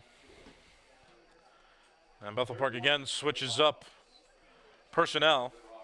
Sabatis, the lone receiver on the left side. Bethel Park brings Charles Simmons back in. Right now he's lined up in the backfield. Jovian Smith as well, a couple tight ends. Along with Nathan Shrincione out there, a stacked line for Bethel Park. And they are going to run it. There's David Dennison again with the carry, but he is stopped. Dennison, no gain. Tackle by Cookness. 4th down and short for Bethel Park. Bethel Park again lines up, and it's just going to be Devine who runs around the line. Devine on the carry. And crosses the line to gain. Bethel Park first down.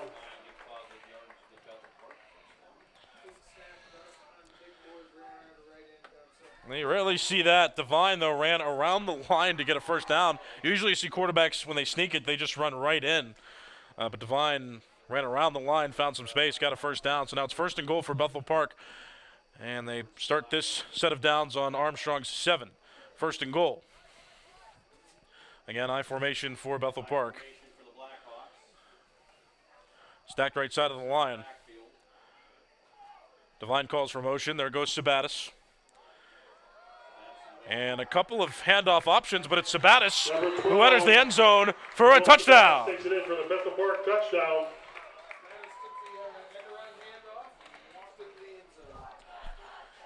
End around handoff to Sabatis, fake handoff to Dennison, but by that time Sabatis had already found enough room over the edge and scored a touchdown for Bethel Park. His 3rd touchdown of the game. Bethel Park up now 47-42, but this extra point could extend it. And my math is poor, it's 48 pending this extra point, not 47. It's 48-21. But here we go. Good snap, good hold, kicks up, kicks good.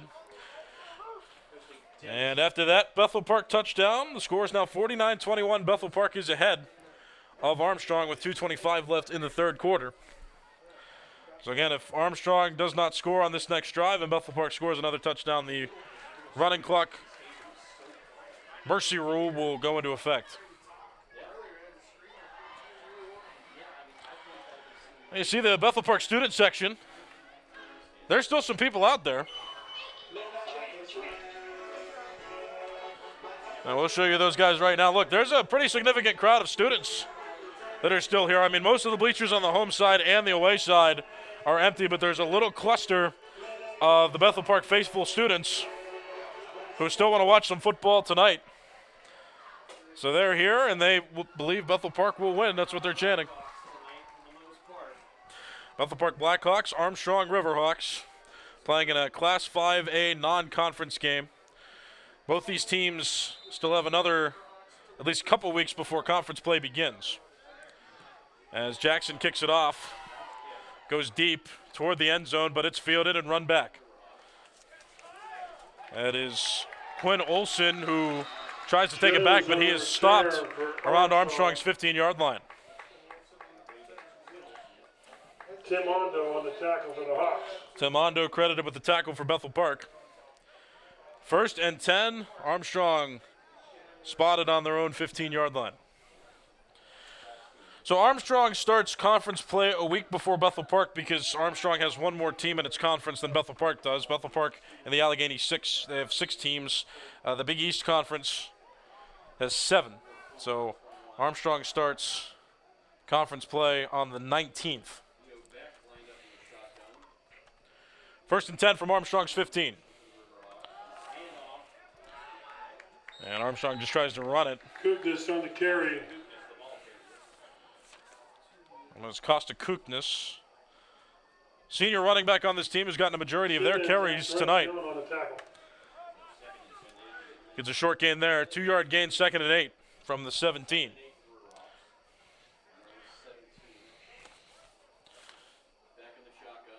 There's Dio Beck, sophomore quarterback for Armstrong.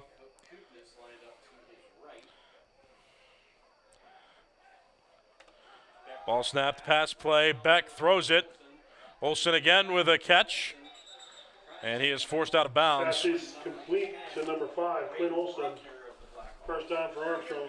But not before Armstrong achieves a first down. Rucker on the tackle. Olsen crossed the line to gain. Ball spotted at Armstrong's own 29. 1st and 10.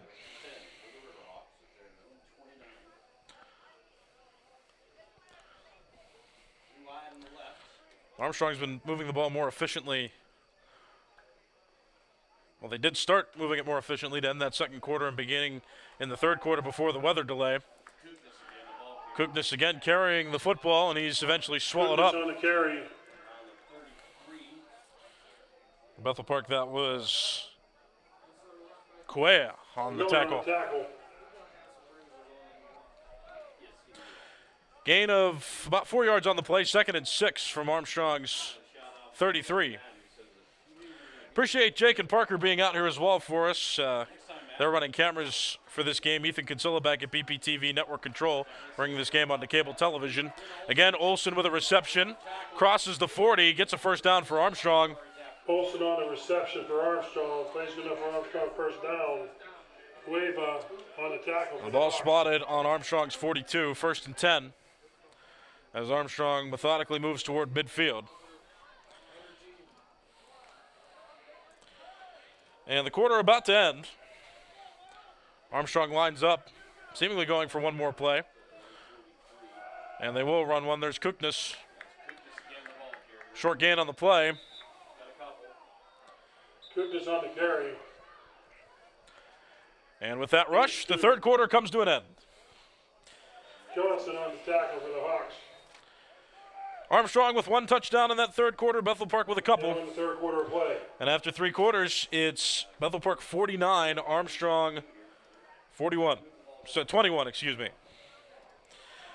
Oh, my mind's all scrambled. That weather delay was about an hour and 5 minutes long. So now I got to get back and get focused. But Bethel Park with a comfortable lead going into the fourth quarter. Like I said, I appreciate the crew that's here. We got 2 high school volunteers, Parker and Jake, who are running cameras and who stayed through this rain delay and are still here running cameras, so cannot thank them enough for their efforts as volunteer high school production assistants. And like I said, Ethan Kinsella back at Network Control, running into the late night for him.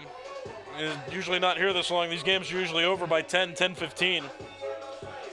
But this game is going to be running a little bit later than normal. So BPTV programs have been moved aside for this live broadcast of football. We're bringing you the football on this Friday night, the first Friday night football game for high school in the month of September. The WPIAL. Fourth quarter is beginning. Armstrong lined up now, moving in the opposite direction. Still same markers, just different side of the field. Ball spotted on the 44. Pass play. Ball thrown. It is brought down by Olsen. Significant gain on the play. Quinn Olsen. Good for Armstrong. Another new set of downs for Armstrong. Sabatis on the tackle for the Hawks. And now Armstrong is on Bethel Park's half of the field. Bethel Ball Park. spotted on Bethel Park's 39. And Armstrong moving now. Quick pass. And Olsen dragging defenders. And then the officials call for his forward progress being stopped. And I correct myself, it wasn't Olsen, that was Caden Lewis, Jr., wide receiver on this team. And now the clock stopped with 11 minutes, 27 seconds left in the fourth quarter, and there is a penalty. Face mask called on Bethel Park, which will give Armstrong some extra yardage and will set them up even closer to score.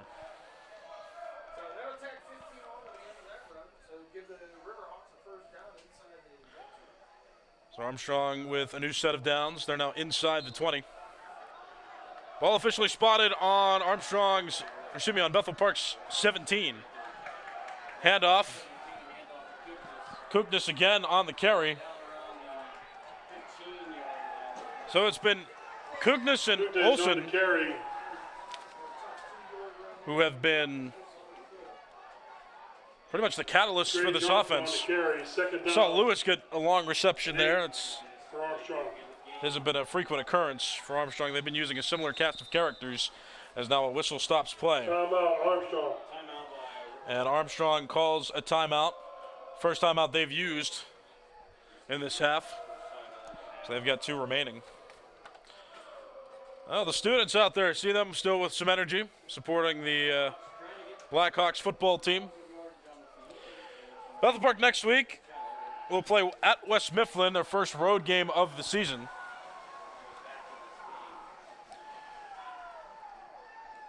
It's also a non-conference game. Armstrong has Cannon Mac on the road next week. Again, these two don't start conference play for a couple more weeks. Armstrong has its first section game versus Latrobe on September the 19th. Bethel Park has its first conference game on the 26th.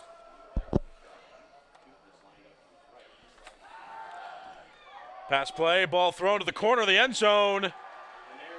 Olsen, the intended receiver, but a flag flies as the play comes to an end. Bethel Park was already called for a pass interference penalty once this game, and it looks like that's going to be the same call here, pass interference.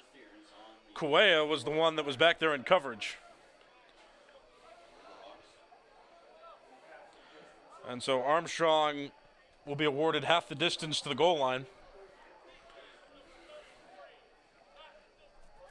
Ball spotted on Bethel Park's 9.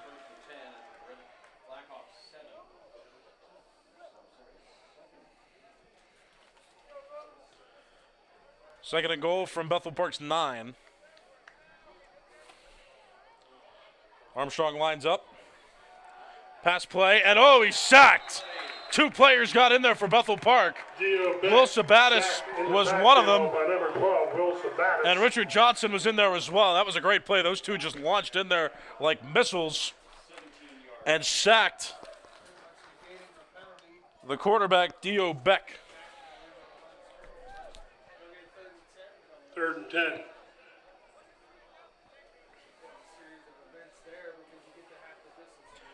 First sack of the game for either team. Pretty aggressive there by Bethel Park on defense. 3rd down and 10 from Bethel Park's 17. Bunch trips set on the left side there for Armstrong. Beck drops back, throws. Olsen again with a reception. He's brought down by Charles Simmons. And he's tackled short of the line to gain. By Charlie Simmons. So that makes it 4th down and roughly 2 to go. Ball now on Bethel Park's 9-yard line.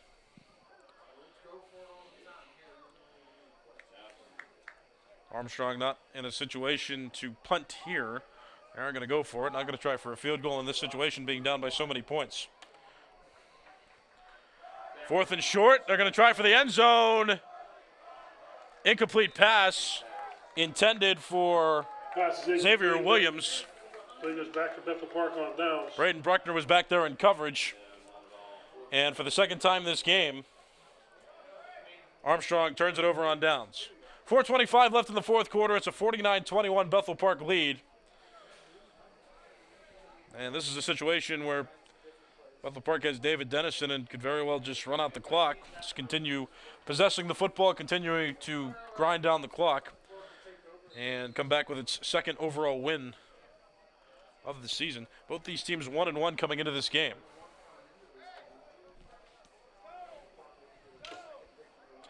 Both these teams part of Class 5A.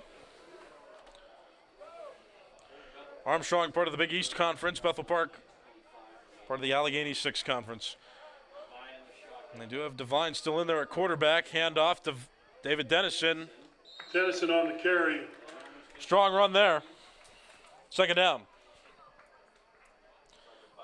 Tackled by Kinsey. First on Bethel Park. Just over 9 minutes left in the fourth quarter. A new set of downs for Bethel Park. 1st and 10 from Bethel Park's own 19. Evan Devine under center. Drops back, rolls. He's going to throw. Will Sabatis, the intended receiver, but it falls incomplete. Pass is incomplete.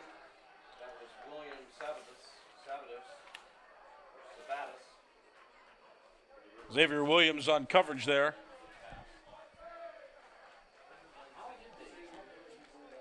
Second down and 10 from the 19.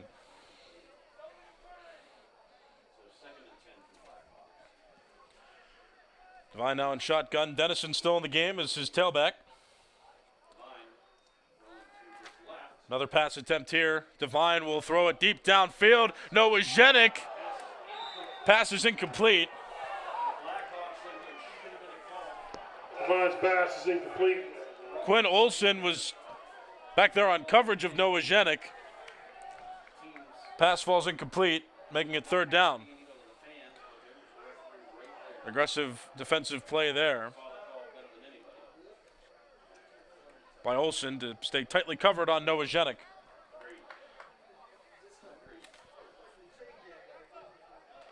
Bethel Park 2 incompletions to start this drive. Third down and still 10 to go. Line to gains on Bethel Park's 29.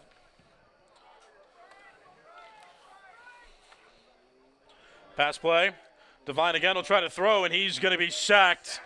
Not even a chance to let the ball go. By number 15, Kinsey.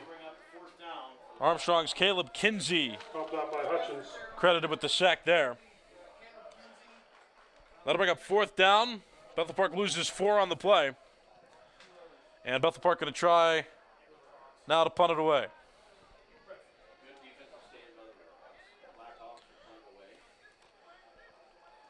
Armstrong keeps the mercy clock away, getting possession back. The punt is relatively short and bounces in an advantageous position for Armstrong. And it was around the 45 and then took a bounce backwards, had some backspin. And so the ball down inside Bethel Park's 40-yard line. So Armstrong with some solid field position to start this drive. 8:03 left in the fourth quarter. Bethel Park up 49-21. You're watching Bethel Park High School football on Blackhawk TV on YouTube, simulcast on Bethel Park Public Access Television. If you're watching this game on September 5th, 2025, it is live. Don't forget we do live games on cable TV now, not just pre-recorded stuff anymore. We got live content just like this football game and every football game throughout the regular season. Beck throws it out of bounds. Pass is incomplete. Second down, 7:57 left in the fourth quarter.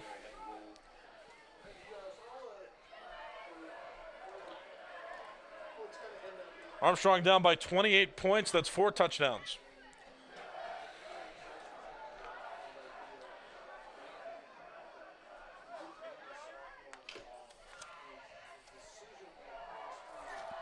Armstrong lines up. There's Beck in shotgun for Armstrong. Pass play, Beck throws downfield. Braden Bruckner, another interception. Stays in bounds. He's going to try to return it.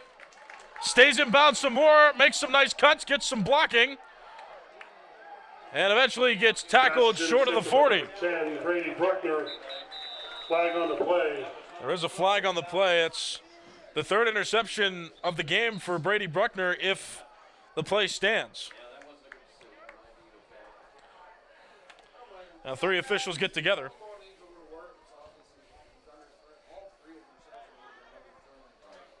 And here's the announcement of the penalty.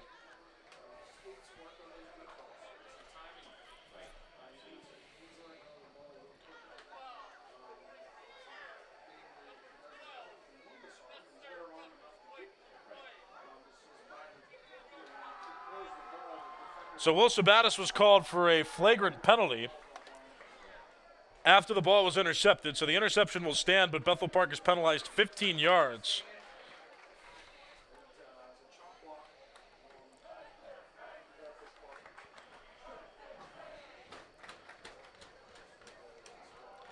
So the line of scrimmage will be moved back 15.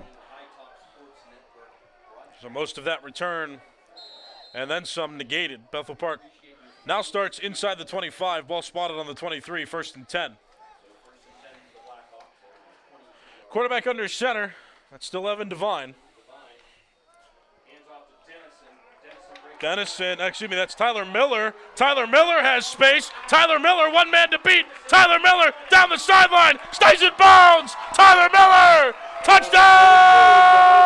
For the Bethel Park touchdown. 77 yards, Tyler Miller. Give him 6. Oh! Tyler Miller with a touchdown. Junior running back for Bethel Park. Gets a touchdown, makes it a little extra exciting. A new face getting into the scoring column for Bethel Park. Rushing touchdown for Tyler Miller.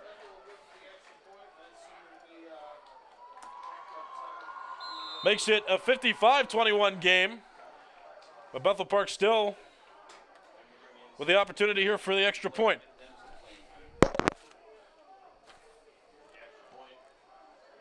Kick's good. Kick is good by Brady McCarthy. Brady McCarthy on the kick. It is good. 56-21 is the score. Bethel Park with a commanding lead.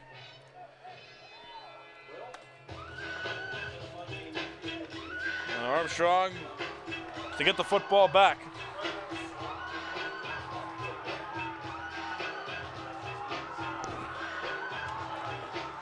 And the student section was going crazy for Tyler Miller. David Dennison is the starting running back. Looks like they've taken him out just to protect him in a game that has become lopsided and now pretty much a foregone conclusion. And Tyler Miller from inside Bethel Park's 25 runs it down the far sideline, stays in bounds, and gets Bethel Park another 7 points.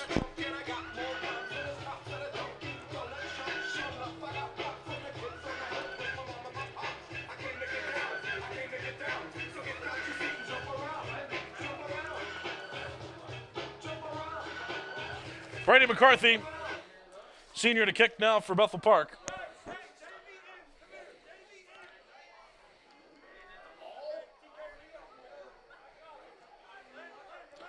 Bethel Park is lined up and ready to kick this one away. McCarthy, hand up, now he runs. It's kicked. Short of the end zone, fielded around the 10, then handed off. And the runner dragged out of bounds. It was initially returned, or caught, I should say, by freshman Jason Reefer, and then he handed it off to Caden Lewis, who was then pushed out of bounds inside Armstrong's 20.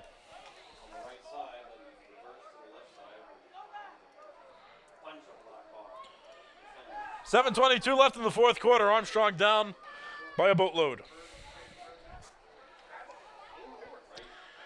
This game running late because of a weather delay that lasted about an hour and 5 minutes. It was 42-21 with 7:13 left in the third quarter when the weather delay was called. And after an hour and 5 minutes, both teams decided to continue to play. The bands are gone, the cheerleaders are gone. There's a cluster of the student section still left for Bethel Park. And Bethel Park with a 56-21 lead as Armstrong now continues to run plays on offense. Kuknis on the carry. Second down.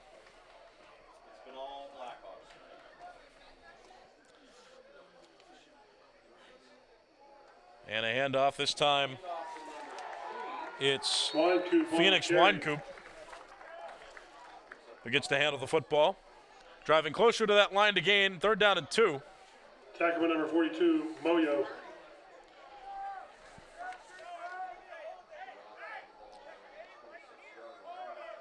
Dio Beck, starting quarterback, still in for Armstrong. Handoff.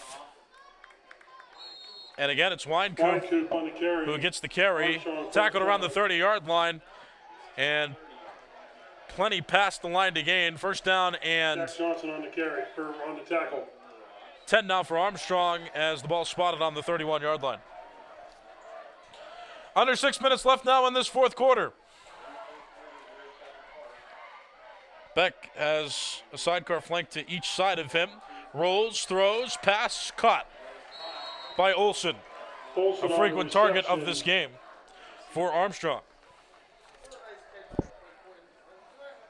Skurbitz on the tackle for the Hawks. 2nd and 6. Second down and 6. Ball spotted on Armstrong's 35.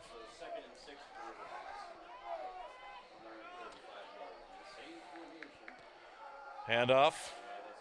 Kuknis again gets the carry and bulls his way past the 45. New set of downs for Armstrong. Winecoop on the carry. Armstrong first down. Tackled by Jack Johnson. Armstrong trending toward midfield. First and 10 from Armstrong's own 47.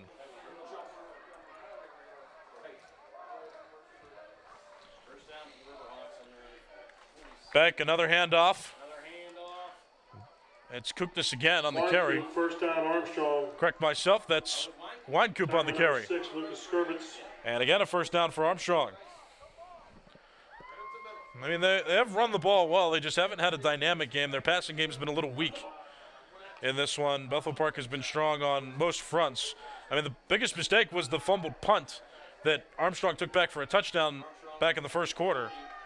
Kuknis on the carry. He's brought down around the 35. Kuknis on the carry. That was the biggest mistake for Bethel Park. A couple pass interference calls that turned out to be insignificant. They've just been Max Novak on the tackle. pretty solid all around. The defense has been stopping the run for the most part. The offense has had a good passing and running game. It's just yielded this score right now. 56-21, Bethel Park leads. Second and about 6. Winecoop again gets a carry. He's close to the line to gain. Winecoop on the carry. They're going to give him enough for a new set of downs. Tackled by Moyo. Armstrong continuing to grind its way down the field. Just a run-heavy team Armstrong's been in this game. 3:30 left in the fourth quarter. Handoff.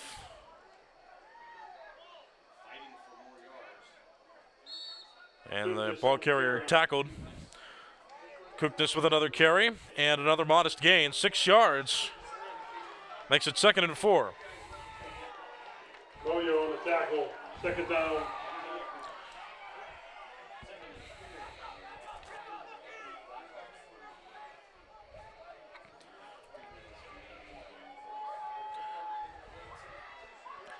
Under 3 minutes left now in the game. Beck, hands off. Kuknis again with the carry, and again Armstrong earns a first down. Kuknis on the take. Jack Johnson on the tackle. First down, Armstrong.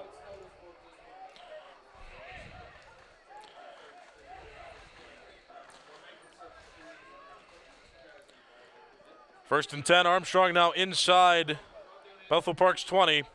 Spread formation for Armstrong. Beck in the shotgun. Bethel Park players now, a lot of substitutions and JV players in. Armstrong still running most of its starters out there. Handoff, Kuknis again gets the carry. This time Kuknis is brought down quickly. Kuknis on the carry. Tackled by number 29, Payne Simmons. Payne Simmons was in there with Takandwa Moyo. Still a positive gain, though, for Armstrong. Short one at that, 1 yard. 2nd down and 9.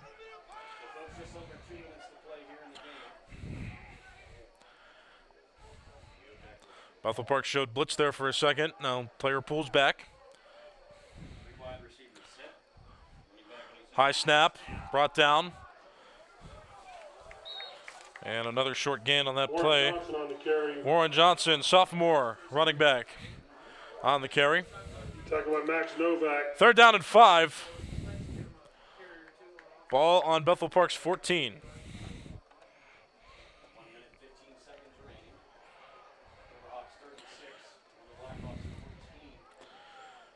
Fake handoff throw to Olsen, who has space, good blocking. Has a 1st down, now he's trying for the end zone and he gets it. Olsen, touchdown, Armstrong. Quinn Olsen takes it in for the Armstrong touchdown.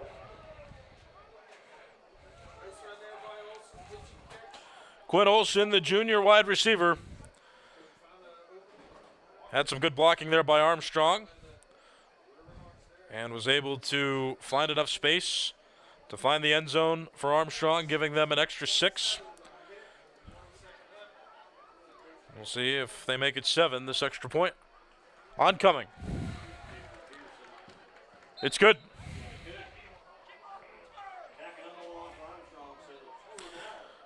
(28-56) is the score.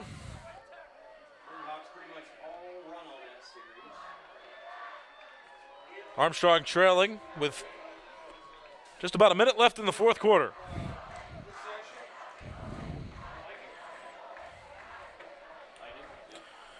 The Bethel Park crowd believes Bethel Park's going to win.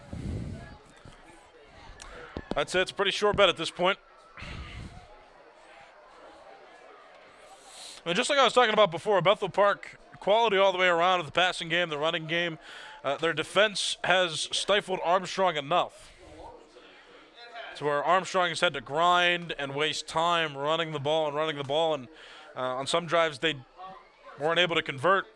They had turnovers on downs, 3 interceptions thrown. I mean, Braden Bruckner had 3 interceptions alone in this game. Just a few more mistakes made by Armstrong. Their game not quite tuned to the level of Bethel Park, and that's really what's made this a lopsided game. 56-28. Here's the score. This game close to being over. A game that was extended by about 1 hour and 5 minutes due to a weather delay. And Bethel Park on its way to getting its 2nd win of the season.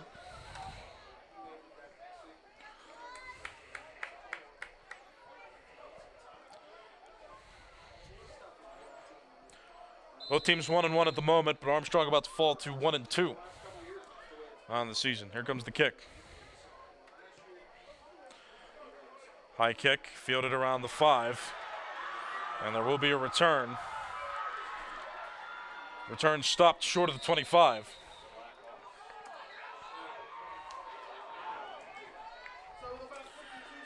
Ball spotted on Bethel Park's 22. Troy Gals on the return for the Hawks. Troy Gals, a freshman, got to return that kick.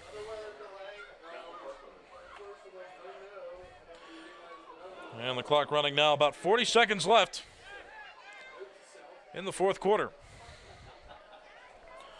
Bethel Park lines up. Only one play they need to run, and the game will be over. 3 seconds left on the play clock here.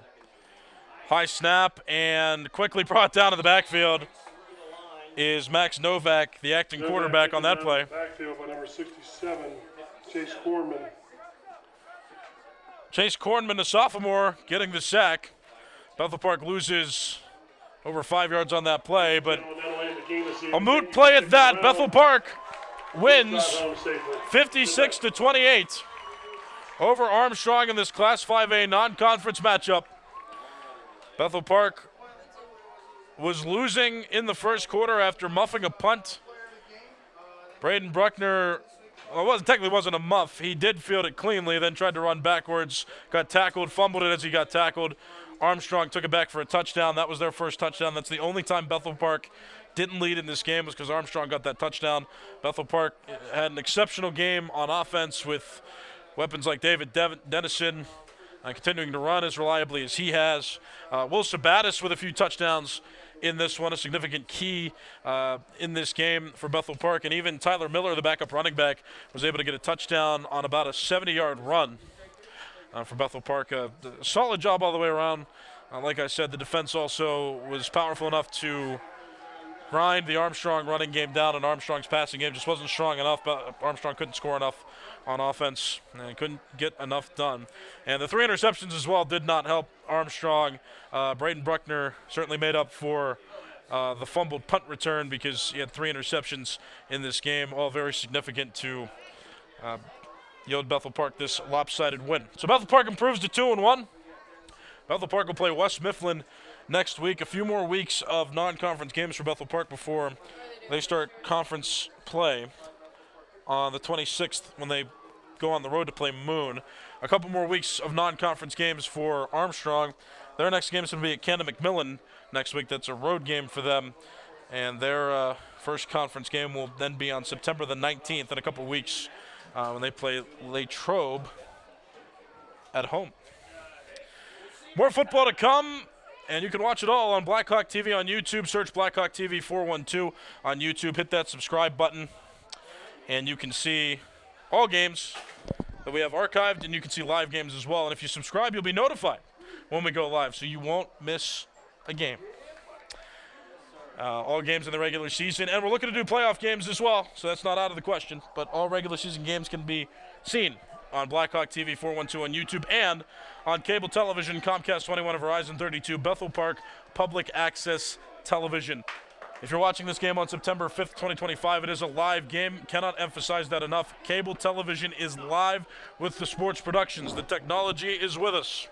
So watch on cable as well, or encourage anybody that you know that still watches cable to watch. All kinds of ways to watch Bethel Park sports throughout the year. And right now we're in football season. Bethel Park 2-1 now. Armstrong 1-2 after this Bethel Park 56-28 win. Like to give special thanks to Jake and Parker, who stood through the weather delay. They're still here now. They're going to get us wrapped up, but I appreciate them spending an extra hour bringing football to you. They're very kind volunteer students, part of Bethel Park High School. And Ethan Katsilla back at our Network Control Center staying an extra hour as well. Because of that weather delay, he's been getting other programs off the air and keeping football on the air for us. That's been his job tonight, and we appreciate his efforts as well on this Friday night, bringing this game onto cable TV for you. For everybody a part of Blackhawk TV and Bethel Park Public Access Television, my name is Nicholas Callis saying so long. And the final score one more time, Bethel Park 56, Armstrong 28. This has been a presentation of Blackhawk TV and Bethel Park Public Access Television.